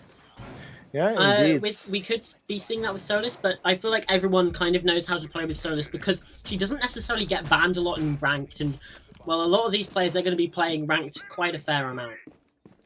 Yeah, indeed. And as we're now starting this match, at least the first one is now starting, we're going to get to see the rematch between these two teams. Like I said, on the 9th of June, these two teams played together over against each other in a BO3, which was 1-0-2 by Team Misclick. So this is a perfect way for them to get a little rematch here in this BO1. Attackers making their way towards the building will soon try to get the first entry, but the defenders are waiting for them. Lakey's going to find the first. Pre-fires onto Solo, who just pushed into the office. Drone spotting them out, and a response now found. Yasuke taking down Phazon, bringing things to a 4 versus 4. Within the first 45 seconds, we've seen some kills ring out, and the Oryx will just now dip away from that side of the map. Instead, choosing to just be over by Solarium, still providing an off-site presence, still providing a bit of a distraction, a bit of a time sink for the attackers. The timer will continue to tick down as Misclick, they're now focusing their attention towards the bomb site. Yeah, Dobby, in the meantime, also getting ready as the termite, ready for that breach on the snowmobile garage wall. Just standing there ready, waiting for any bit of utility. The media jammer likely to be taken care of, so he can open up the wall. But meanwhile, it's Gold playing here in Dining, putting a bit of pressure, even having a Mira window to support him from this position. And just like Mira, carrying that Vector, a very strong gun for this position. And he will be one of the forces that they will need to deal with in order to get some proper control over the map.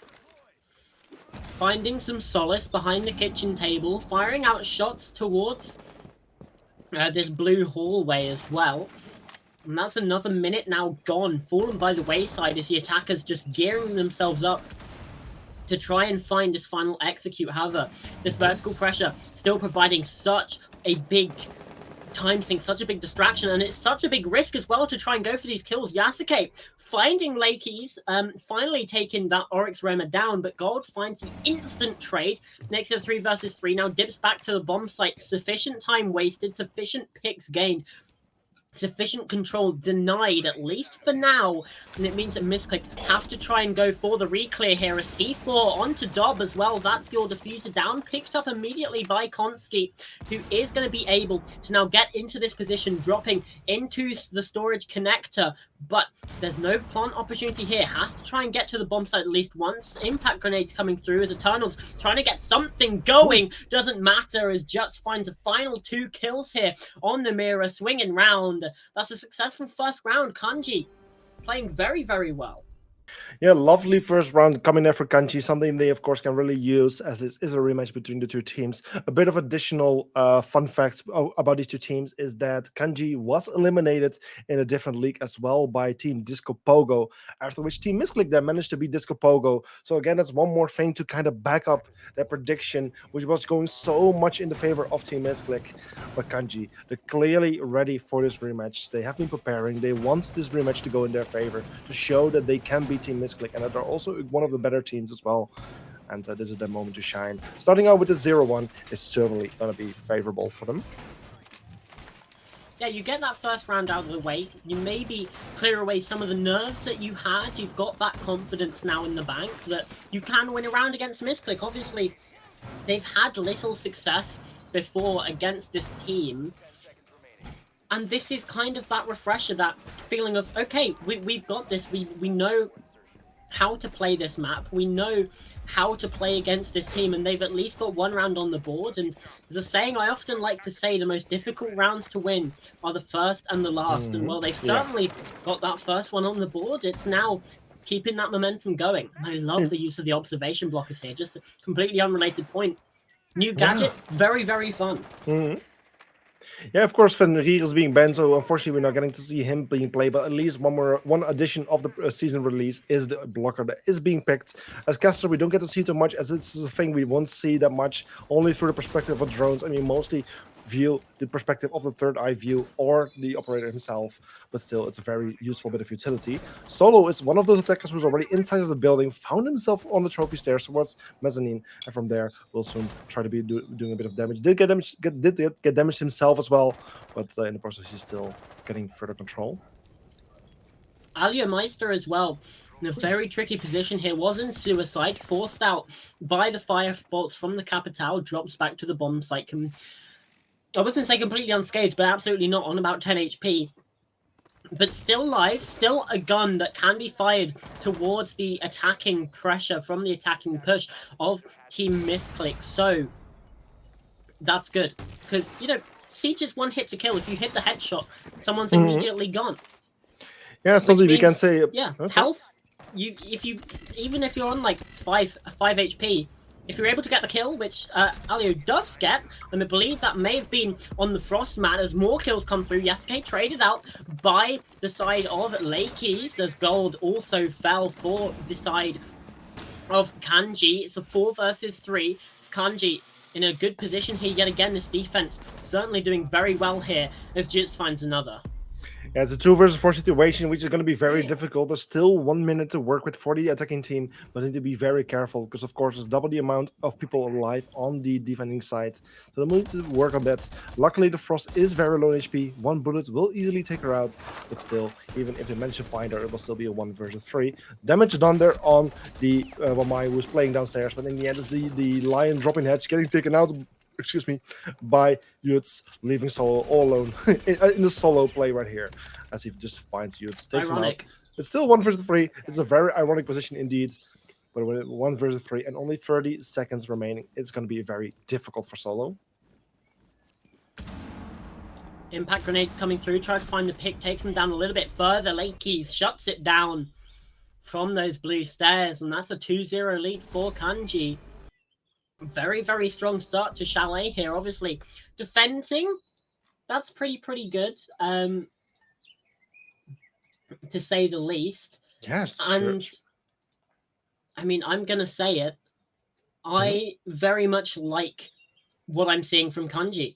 I think the way they're playing on the defense is just really, really fluid. It seems like they're kind of stuck in their positions, but you look, they're constantly rotating, constantly shifting around, and it's keeping Team Misclick on their toes. Yeah, indeed. It's a perfect way for Kanji to make their appearance, at least the introduction to you, as you don't really know Kanji that well. Yeah, I'm a and they're fan. really showing what they're capable of. At least starting off with an 0-2 against a team like Misclick is already a great accomplishment. And they really show they're really showing what they're made of. They're really showing that this rematch could very much go in their favor, as they're starting out with this 0-2. So for the third round, we're now going to yet another defensive bomb site, as the previous two were one. The defenders must go to a different bomb site, and in this case, we're going to kitchen dining. A very good side again. I think Chalet very, very balanced when it comes to how balanced the defending sites are. A lot of this on this map is down to personal preference. I think you can play on any 3, or you could even do the full 4 as your defensive rotation, and it's just all down to preference on how the attackers attack, how these defenders like to defend.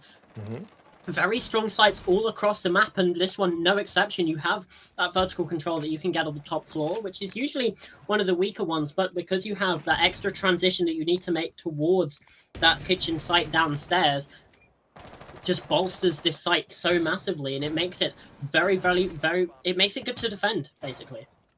It's a very good one to defend indeed, and the attacks are currently making their way, but C4 might be being thrown bomb. The Valkyrie does connect in the end with Dobby, but unfortunately doesn't do enough damage to actually take him out. About 30 HP lost there, but a lot of HP there lost on the side of Konski, even though he managed to win the gunfight. He's in the bomb site, eh? But then just with the kill on Konski and Yuzuki getting a double kill on both Aljo and Yutz, taking out 2 defenders, bringing things to 4 versus 2, and things suddenly look very favorable for the side of Team Misclick, especially since Solo is going for the defuse.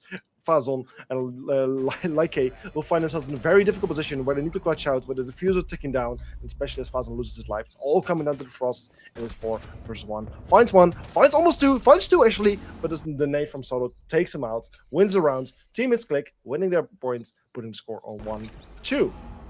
How have they got in the bomb site there, Max? I am honestly not even sure. I don't understand. It's something we'll need to figure out when rewatching this match, or even jumping into the match replay feature. But indeed, I'm not entirely sure how they did it. Like, Konski just runs in from blue, gets 1 pick, shut down immediately, but you've got Yasuke jumping in through Trophy, you've got a player in through West Main as well, and Kanji just aren't there. Yeah. They're still upstairs, they get the pick onto the player running in, and they just kind of abandon the bomb site again. Allows the side of Team Misclick to get so much map control, so much pressure, and they can just easily shut things down there. Yeah, that's a baffling defense. Yeah, it's a baffling defense indeed, but also great opportunity found by Team Misclick, and a great opportunity taken to actually finally get the first round. So right now it's a 1-2 score. Things are seeming a little bit more interesting right now, as both teams at least achieve some points. Team Misclick only 1 round behind on their opponents, and potentially, if they can make it work, they could bring things to an even 2-2 score. But we'll see how that goes anytime soon. Either way, back to the basement. A round that was won previously by Team Kanji. The question is, can they do it a second time? Yes, okay. Very quick entry onto this top floor solarium. Being watched over by Lakeys doesn't matter. SMG11 rings through, taking out the Oryx, making it 4 versus 5. Kanji on the back foot very early on here. Drones continuing to come through. Fazon has been picked, or has been spotted by this attack. Gemini clone shot out, but that's again going to reveal the position of the Capcan, going to make it a lot more difficult to play in this position, as the attackers, they are going to be able to now get a bit of a pinch, get a bit of pressure from all sides. And while you've got that good teamwork, Alio Meister just opening up that rotation to get the Capcan out of danger, into safety, in towards the bomb site. Some minutes now gone. We're finding a response here from Kanji, from Gold. Taking down Yasuke, and instantly that vertical pressure as Konski get a bit damage dealt. Impacts come through. Ultimately meaningless as Konski down. A little bit of HP, but still alive nonetheless. Yeah, with this 4 versus 4 situation, there's still 1 minute and 35 seconds on the clock. A lot of time for either side to work with. A lot of time for the defenders to waste. A lot of time for the attackers to prepare for their offense. But as probably every single defender or most of the defenders have now fallen back towards the bomb sites, the attackers will soon get a bit of free range to just play with. It's just Gold playing offside at the moment. The only really line of defense that the attackers need to be taken care of. But currently, as he's playing towards West Main, they won't get any contact with him anytime soon. Yeah, the timer continuing to tick. Kanji in an increasingly better position, but with that main breach opened, there's now a big opportunity for Team Misclick to get into the bomb site to start getting that diffuser down. Hatches opened up as well, and Eternal finds an opening, taking down Alio. And Konski as well, doubling down, does find himself down by the Vulcan canister that was popped, opened up by Phazon. Posthumously finding the kill there. Yutz as well, taking out the tunnel, 2 versus 2, but the diffuser has been planted. Solo and Dob are going to be able to hold this from the outside. Such a difficult retake, possibly one of the most difficult retakes in the game, I would say. Because just look at how nasty you can be with these angles. Solo is going to aggress on, finds a kill onto Gold, and now Yutz left to 1 versus 2 players, both sides. Only 10 seconds left because of that 7-second defuse time. Has to now try and stick this, try to bait out anything, and Dob's going to swing, find that kill. Team Misclick. They get 2 rounds on the board. It's all tied up, Max, after round 4. It is something I was hoping for, and now indeed it's very much possible and happened. A 2-2 score to make this match extremely interesting. I mean, maybe this match is going to be just as interesting as the previous match of today when we saw Eagle Empire play against Odessa. But for now, a 2-2 score is a beautiful way to start things out. A very, very beautiful plan there from Team Misclick. And then, like you said, in a very, like almost impossible situation for Kanji, they need to get those kills to at least make their way towards the diffuser and make the diffuse potentially possible. But as long as there's 1 or 2 people left alive right outside of the garage, is basically impossible. So great play there, which brings us now to round 5. Kanji reeling from that loss, possibly, are just going to continue their rotation, bargaming the choice of site for this 5th round here on Chalet. And it's a very good choice. Again, like we mentioned, pretty much every bomb site on Chalet can be defended well by the defense. This one again, you're going to see a lot of this vertical prey, a lot of focus over towards Library, obviously being the only sort of vertical pressure that the attack and the defense are going to be able to get. You will possibly be seeing someone in that suicide position just in the corner of that library, so called because you're pretty much playing your life there. You're playing there to die, just waste as much time as possible. If you can get a pick, then great, but with the amount of utility that will be going through, nades, fire from the Capital sometimes when he's being brought along, there's so much that is there to deny your presence. You are just wasting as much time as possible. Yeah, time waste, one of the great methods to potentially win a round as a defending team. I mean, there's only 3 minutes available to the attacking team to win the rounds. And in the end, the time always works in the disadvantage, works in the favor of the defending team, as long as they have proper control and proper man advantage. For now, 2 minutes, 15 seconds. Attackers are just looking for the first way and trying to find a way into the building for where they can put the first bit of pressure. But for now, there's not too much happening yet. Attackers just mostly droning, making the first bit of entry, preparing the bits of utility for where they can eventually put some pressure on the first layers of defense of the defenders. Yes, Kate is going to be watching this fireplace area, obviously. That being the main entry point for the bomb site. It's right there. You will often see defensive rotations or just players getting very aggressive inside of that room, sometimes even trying to retake up the stairs up towards the mezzanine. Obviously, we're not that position yet, as utility coming through. The shield should be cleared away. The ADSs and my magnets burned out here. And nade coming through, but it's actually Alio with that lovely long angle from Library, taking out Dob. Nades now coming through to blue, and more shots firing back the other way. However, Alio can just hide in that corner, stay protected from this. Konski, though, is pushing towards this mezzanine shield, and that's two quick kills from the side of Kanji. This is looking like a very good round. Solo continuing to hold this close angle, shut down by Gold. The Jaeger looking to make it a flawless round here. Eternal nearly denies that. Alio is still alive, so technically, if this kill does go through, Eternal dying here without a pick could still be a flawless round, and it is. Gold shutting things down. Kanji, what a response. And indeed, a beautiful round here from Ganji, just not giving any way, not any opportunity for Team Misclick. Such a strong positioning. I mean, it's one that we have seen many times before, but just a great execution there from Ganji. Just those blowable shields, not getting any opportunity for Team Misclick to just at least push beyond that reading hallway. From here, it's now back to 2-3. Kanji reclaiming the lead in terms of points. 2-3. The question is, can Misclick still win this attacking round and bring things to 3-3? Or will Team Misclick lose this round and will it become a 2-4 score in the advantage of Kanji? Well, that's the question, and that's what we're hopefully going to see answered. I'm honestly hoping to see a 4-2 half here. I've kind of been a fan of the way that Kanji have been playing. Obviously, that round 3 still haunts my soul.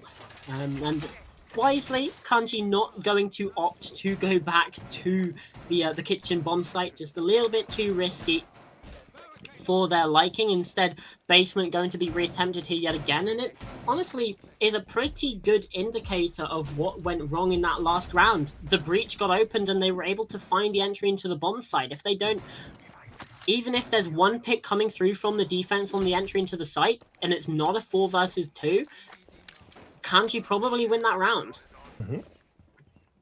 Yeah, the 4-2 split is something Ganji will be looking for, and as the round is now starting, we'll see where that happens. Team Misclick on the offense, again, looking for the first bit of information, those first picks, the first entries for where they can eventually go for the execute, set things up, but for now, there's quite a bit of defenders, of course, waiting for them.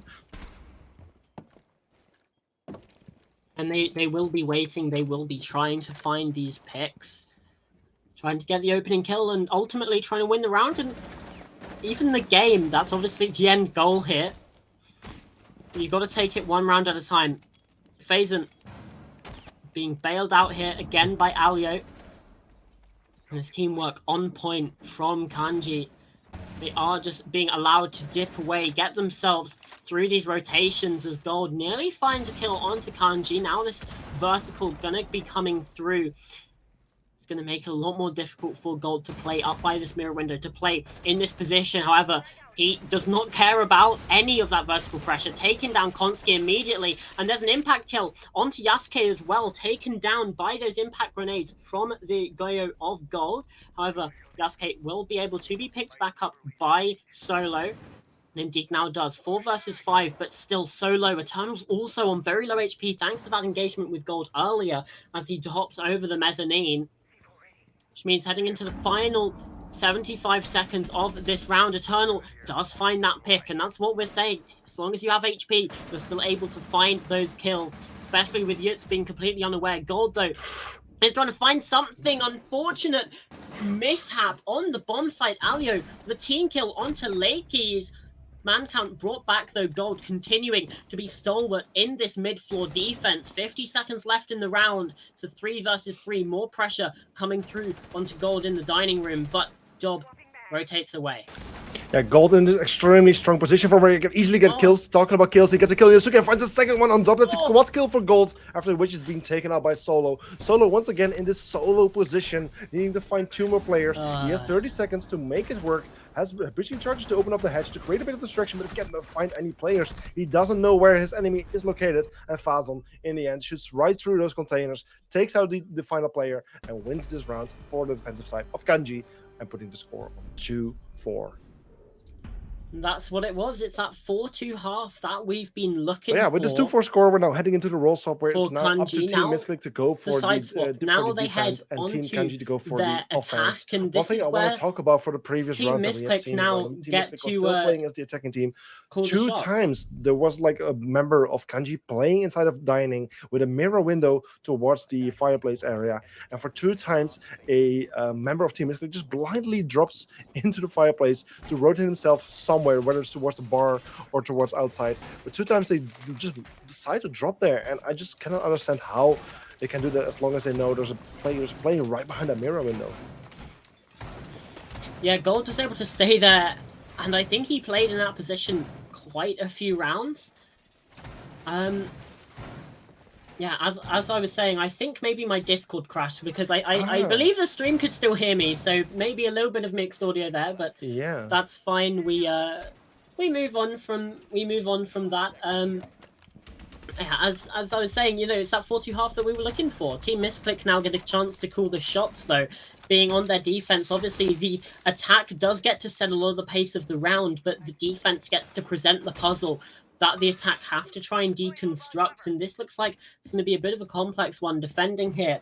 On to Bar and Gaming. There's a lot of off-site pressure here. You've got Konski, Yasuke pushing all the way up to there, actively contesting this piano control, even holding into Solarium. They don't want to give Kanji an inch of this map.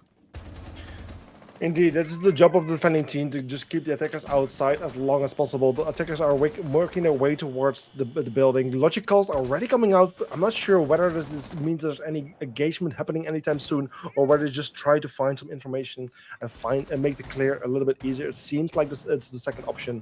But attackers are already making their way towards piano very soon, for where they can put a decent amount of pressure onto that reading area.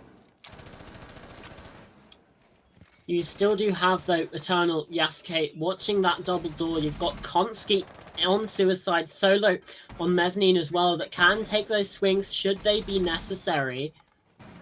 But still just holding back. Solo bringing the the Azami as well, which is an operator we didn't necessarily see too much on the Kanji defense. Going to be used to just plug up those holes. They'll be used as a more dynamic deployable shield here. You can see the setup that they've employed on Mezzanine, going to make it very difficult for the attack to walk through this almost a blender of different angles to be shot from. Twitch drone will get in, shoot out the mirror window, provide a little bit more security for the attack to maybe try and find some more angles onto the defending players. But it's still a 5 versus 5 with only a minute left to go here, Max. This round is going to certainly be... It's going to be down to the wire. It's going to be very, very close as we can see those rotations come through. The Wamai of Eternal just drops through the hatch. Aldio nearly finds the pick, reloading in danger. Solo swinging that hatch. Punches come through. Yasuke, completely unknown here, finds the shots, and they should now be aware. Doesn't matter. The SMG-12 is going to be taken down. Ooh. That player, Yasuke, a double in the round. 30 seconds left now on the clock, and Kanji falling apart at the seams here, with Konski finding another. Only Gold and Fatson remaining for the side of Kanji do manage to find one, take out the Eternal, but it's still 4 versus 2. And Eternal time is something they do not have. There's only 20 seconds remaining for Kanji to work with. They need to get closer to the bombs and take out some of the defenders, and that's exactly what they're doing. Gold managed to find Konski. It's a 3 versus 2, which can easily be turned into a 2 versus 2. As Yusuke extremely low on HP indeed. Just one bit of damage is enough, and the nade on top is going to make this even more possible. They'll be taken out. It's all coming down to this 2 versus 2. Very little time. Fazon finds one, but as the diffuser is being sticked, no, it's not being sticked in the end. How's he going? He got him off the diffuser. Very, very unfortunate. He probably thought he could go for the kill, as the Warden player was extremely low. One bullet, one little bit of spraying could have been enough, but unfortunately, decision made incorrectly, and therefore it's a defensive win for the side of Team Misclick. I mean, playing. I mean, there's just so little time that even if they stick the plant, it's probably a win for Team Misclick anyway. Yasuke finds the clutch on 1 point of health. And again, it's that time management. We pointed out how long that round was taking, and it's come to the detriment of Kanji. 10 extra seconds on the clock there, and they probably win the round, but as it stands, Team Misclick, they've brought it back to within 1. Yeah, only 1 round difference at the moment between Team Misclick and Kanji, so Team Misclick clearly fighting back to hopefully bring things to a 4 versus 4 and equalize that score. And as they're still playing on the defense, we're now going to a different bomb site, which is going to be the top floor one. Sorry, not top floor one, it's going to be the kitchen dining one, where they are heavily reinforcing the top floor, as the bomb site can easily be defended from above. And at the same time, if they don't defend it, it will fall in the hands of the attacking team, which can easily utilize it to make it an absolute nightmare to play downstairs as a defender.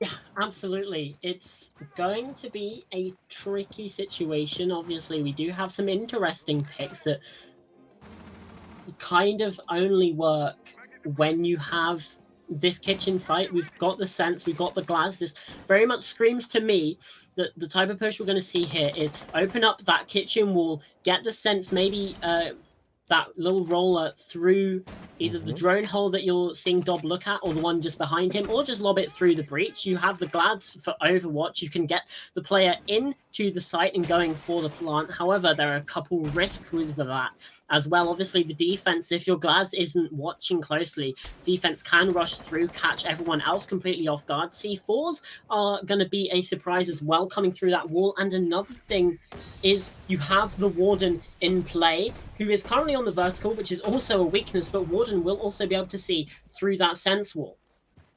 Indeed, Warden is just one of the perfect counters to do. Yeah, it's one of those perfect counters. Can easily surprise the glass right there. Unfortunately, doesn't land any of the shots, so the surprise, unfortunately, not successful, but still a great attempt and great counter right there. Still 5 versus 5, 1 minute and 20 seconds remaining. Attackers are getting closer, breaching various walls. Even the fireplace wall towards dining has been opened, and it's like he gets a kill on Konski. It's one less defender to be worrying about, and it's a castle taken off the boards.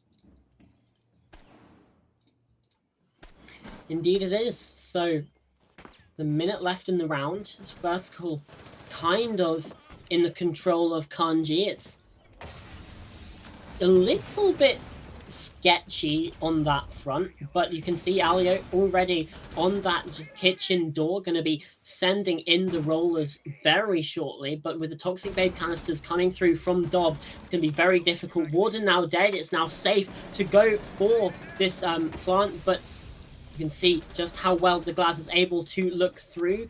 Yutz going to be caught just by this chassis. Toxic Babe's not actually dealing any damage as they've missed him. Yutz actually does get downed by the smoke, but Dob pushing through gets caught out by the glass of gold. And now Eternal, the only one left. 1 versus 2.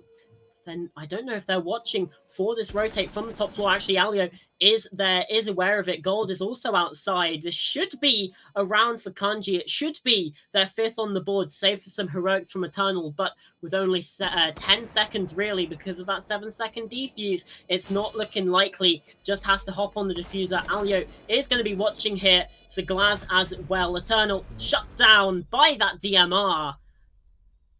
And that's now, like we said, 5 on the board for Kanji. They're putting in a very solid performance against a side of Team Misclick, who we bigged up coming into this game. The community also agreed that Misclick were probably going to win this match. As it stands, though, they're in the disadvantage, Max.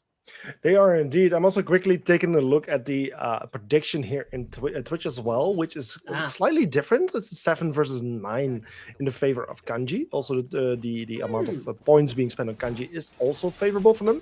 So it's a bit of interesting that there's a bit of a differentiation between those two platforms. But still, it's a big surprise also to you and me as well. Just very interesting. I mean, like we said in the very beginning, there's also a rematch between these two teams. Team Misclick has won a BO3 against this team before. And then there's also the elimination of Kanji in a different competition by Team Disco Pogo, which then Team Misclick managed to beat. So many things just pointing in the direction of Team Misclick, but for now, Kanji doing an absolute amazing job to show us they were wrong, basically.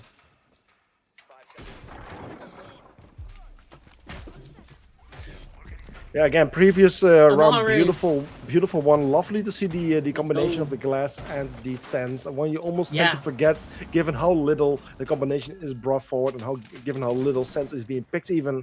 But it's beautiful to see it, and it's just great how Kanji actually made it work so effective. It's so effectively a beautiful round of them. You can see Alio trying to get this entry into the bathroom, obviously using that Gara hook grappler. It's a little bit of grappler hook that the Amaru has. Obviously, she's not necessarily seen too often, but it's actually Lycase who finds the first kill, nearly a second onto Solo with just the wall bangs, as Alio has made that entry into the top floor, but I believe it was just through a standard repel. Yasuke fires a trade. The Ash of Lycase going down, but Yasuke is now very low as well. Alio Meister on the hunt here. Site is obviously in the basement. Top floor control nearly fully established as that final defender, Yasuke, just dipping away from Solarium. So nades come flying through. That will be officially cleared. They do, however, need to be worried about the possibility that Solo on the Oryx will be hopping up some hatches, will be making life very, very difficult for this attacking team, just finding those flanks up behind them, just generally being a nuisance. Yeah, indeed. Oryx being one of the master roamers, I mean, together with Vigil, they're doing an absolutely great job on roaming usually. And the Oryx can be a very big problem if he's left alone too much. But in the end, there's 1 minute and 20 seconds. Attackers are just trying to position themselves. It's still a 4 versus 4 situation with a bit of damage done on the defensive side. But as long as the attackers are making their way, they will soon be able to go for an execute. Use those thermal charges to open up some of the walls. Also have some hard-breaching utility on the side of Ajomaiser, which can also help them out quite well. And soon we'll see those bits of utility being used. Ooh. Oh, lovely pick from Yasuke, though. From that blue side of things, nade doesn't catch Solo either. Still sitting close on this position. The Dokkaebi call will come out. He's just going to be tapping away on the phone. Still allowed to play in this position somehow. Kanji are not clearing this Oryx. Finally, the shots come through. It's a little bit scrappy, but it doesn't matter because they find a pick. However, Yasuke finds a triple in the round, still on such low HP, but able to find these picks. Team Misclick have this advantage. Gold and Phazon, the last two alive, as Yasuke still playing aggressive on this angle side of things. Dob with a kill. Yasuke a quad, trying to find the aces. Phazon's now rotating around, shuts it down. 1v2 made a 1v1, but Konski's on full HP. Phazon's so low. Diffuser now picked up, but can't get it planted. The Purifier comes through, and the mirror closes out the round. Konski brings it back to within 1 yet again. It's 4 rounds to 5. Round 9, the way of the defense. Misclick, bringing it back. Yeah, the gap of 2 rounds being closed by 1 more round. So now 4 versus 5 score. It can still go either way. If Team Misclick manages to win another round, it's going to be a 5-5, and it will be an equal score. After which the upcoming 2 rounds after that are going to just be very impactful, because then we either will have a winner or we're going to overtime. But for now, there's still 1 more round to be played, round 10. And the question is, to which team will it go? Will it go to Kanji, and will they bring us 2 match points? Or will Misclick equalize the score and make this match even more thrilling and bring us close to a similar kind of score that we did see on the side of Eagle Empire versus Odessa? Hey, and you know what? It's still shaping up for another Team Misclick 7-5. Obviously, we're a long way off from that, but if they're able to get 2 7-5s in a row, that would be an interesting statistic. These teams are certainly bringing it close with them, but they just seem to have that extra drive when you get into those final rounds where they're able to just find a second spirit and pull through. Because looking at Yasuke, a 4K inside of that round to drag Misclick across the line. They have those players that are able to find that impact.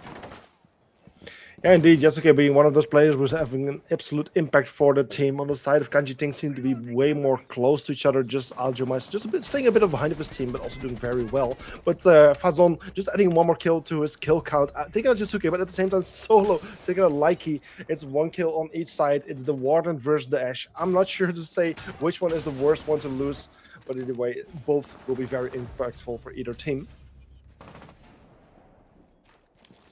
Solo then followed with another kill there on gold as the Dokkaebi of the board. 1 big operator to lose, probably still having a lot of those logic calls in the pockets, which can no longer be used. This is certainly damaging the attack of the side of Kanji. There's a 4 versus 3, but Solo extremely low HP, can be easily taken out, can easily turn back to a 3 versus 3 score, which of 3 versus 3 man count, which can still go either way. And with 1 minute and 50 seconds, there's still a lot of time, however, for the attacking team to regroup, gather information, open up some walls or hatches or whatever, and just make their attack a bit more possible in their favor.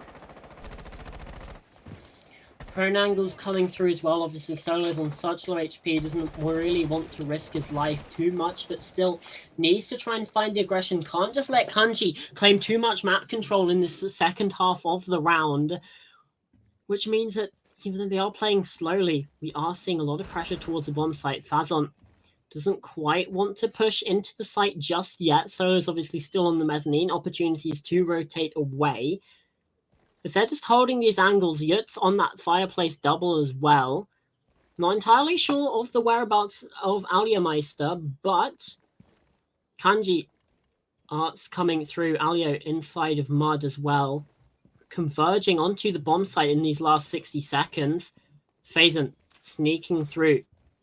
Drone to assist, but Solo is now watching this entry from the other side. Dob going to get taken down. They weren't aware of the Yana's position in the corner. Hatch still reinforced. However, obviously, this library hatch is going to come through. That's going to be called that he has dropped now into connector. Watching these angles, Aliameister still here to assist as well. Now going to push up towards Eternal, who might just be waiting for this. The nades come through as Phazon, a triple in the round. Aliameister not quite able to find the shots onto Eternal. However, the Wamai can't quite land them either. 15 seconds, so it's the time yet again as Alio finding Eternal, meaning Solo last alive and can't get it done. Match point now for Kanji as they get 6 rounds on the board. Team Misclick, they need 2 in a row, or otherwise they get 0 points from this. And Kanji surprised possibly everyone with a regulation win. Indeed, that will be a very cool one for Kanji. Something they can also really use, as they didn't achieve any points so far yet. But at the same time, a 4-6, the similar score we did see in the previous match. Again, Eagle Empire versus Odessa was also 4-6, and then it was the underdog Eagle Empire managing to win 2 rounds in a row to bring things to 6-6 and bring the match to overtime. The question is whether Team Mystic will be able to do the same thing. So far, the defense hasn't been gone too well for them yet. 2 out of 4 were won. And they will now have another chance to just win a few more. But going to the bar games bomb site, it's a very interesting one. Mira brought a board should certainly help them. And the question is whether they will be able to be victorious. Well, that's the question. I'm liking the look of the observation blockers being brought by Konski as well. If we can, to our lovely observer Ogon, if we can just look into the connector on the bomb site, we will see. The way that Konski has used the observation blocker is they've opened up a head height hole in the wall looking towards this sort of blue area, and they're using the observation blocker to just cut that off. You might see it if Yasuke dips back to the bomb side. Instead, he's just going to look for... there you go. You see that head holes? They've used the observation blocker to block that line of sight off, means that the drones can't actually see into that position, see where the defenders are playing. It's just such a lovely little use of that secondary gadget that I just find so fun. Yeah, you can actually see it being played, so it was indeed a very good way to deal with it. They'll be playing there, but his position partly being masked. Of course, players will still be able to spot him out, but it's at least one thing that makes the position a little bit stronger. Meanwhile, attackers also looking for alternative ways to make their way inside of the the building, as using her charge to open up the garage downstairs to create this alternative way. At the same time, Phazon contesting the building from the other side, potentially finding a way in there as well. A lot of damage dealt onto Aliameister, though, as he just has to dip back down to the snowmobile garage. Shock drone now being sent up to try and clear some of the defensive utility that we see being brought along. Phazon finds the first Eternal going down. Yasuke falling as well to the same Yana that found it before. The drone being shot out, but it looks like it might not matter as Yutz finds another. Konski and Dob, 2 players, 6 kills between them, have to now combine for 5. There's only one half of the round has gone through. Konski going to get some shots onto the toes of gold, and a lot of people would pay for shots onto those feet like that. As Dob finds a double inside of the round, and this looks infinitely more doable now. Dipping and weaving behind the bar, shut down though from that blue corridor. Gold, the DMR coming through. Konski now left 1 versus 3, finds the kill onto that planter who just dipped in by the bomb chassis, but now position noted, position known, and the player on that door is just going to be waiting. 2 G36Cs are going to be waiting for him, but the player in the exact same position, planting in the exact same place. Konski, though, does not want to risk that gunfight. Instead, rotating upstairs, finds another vertical angle. Phazon, you've got to be aware of that. And now Lakey is picking up the diffuser, picking up the mantle instead, now rotating around into connector, trying to find where this Jaeger could be watching, could be lurking, but they don't know. He's just sitting upstairs in library. 1v3 made a 1 versus 1. Try your luck again, Konski. They're not going to try that same trick 3 times over. Clutch denied as Lakey shuts it down. That's GG's. That's 7 rounds to 4. Kanji, a surprising upset against Team Misclick. A team that I had possibly even winning the group suddenly a hurdle in their road. But what a performance from Kanji. Faison especially really impressed me this game. Gold as well. They both combined for 26 kills between them. Yasuke as well, though, on the other side, you cannot discredit the effort that that player put in. I mean, what a sick game that was. What a couple of games we've had even, Max. Yeah, beautiful games right here, especially this one of 4-7. Team Misklik getting very close, especially also in the previous round. A beautiful clutch attempt there from Gonski, but unfortunately not making it happen. It was a great attempt, but just not enough. It could easily have become a 5-6 score, which then could have turned out into a 6-6 score. It could have really gone either way, but just a little last bit of extra effort from Kanji really helped them to get things through. So beautiful 4-7 score there for Kanji, earning 3 points, 0 to Team Misklik. I mean, after today, team of like Group A is going to look very interesting. I mean, there's a lot of great teams in there. Most of them have earned their points by now, and it's going to be the upcoming weeks are going to be very interesting as well. Because I believe 5 weeks is the total that we have on the group stage, if I'm saying that correctly. So in the upcoming 3 weeks after this, things can really go either way from this point.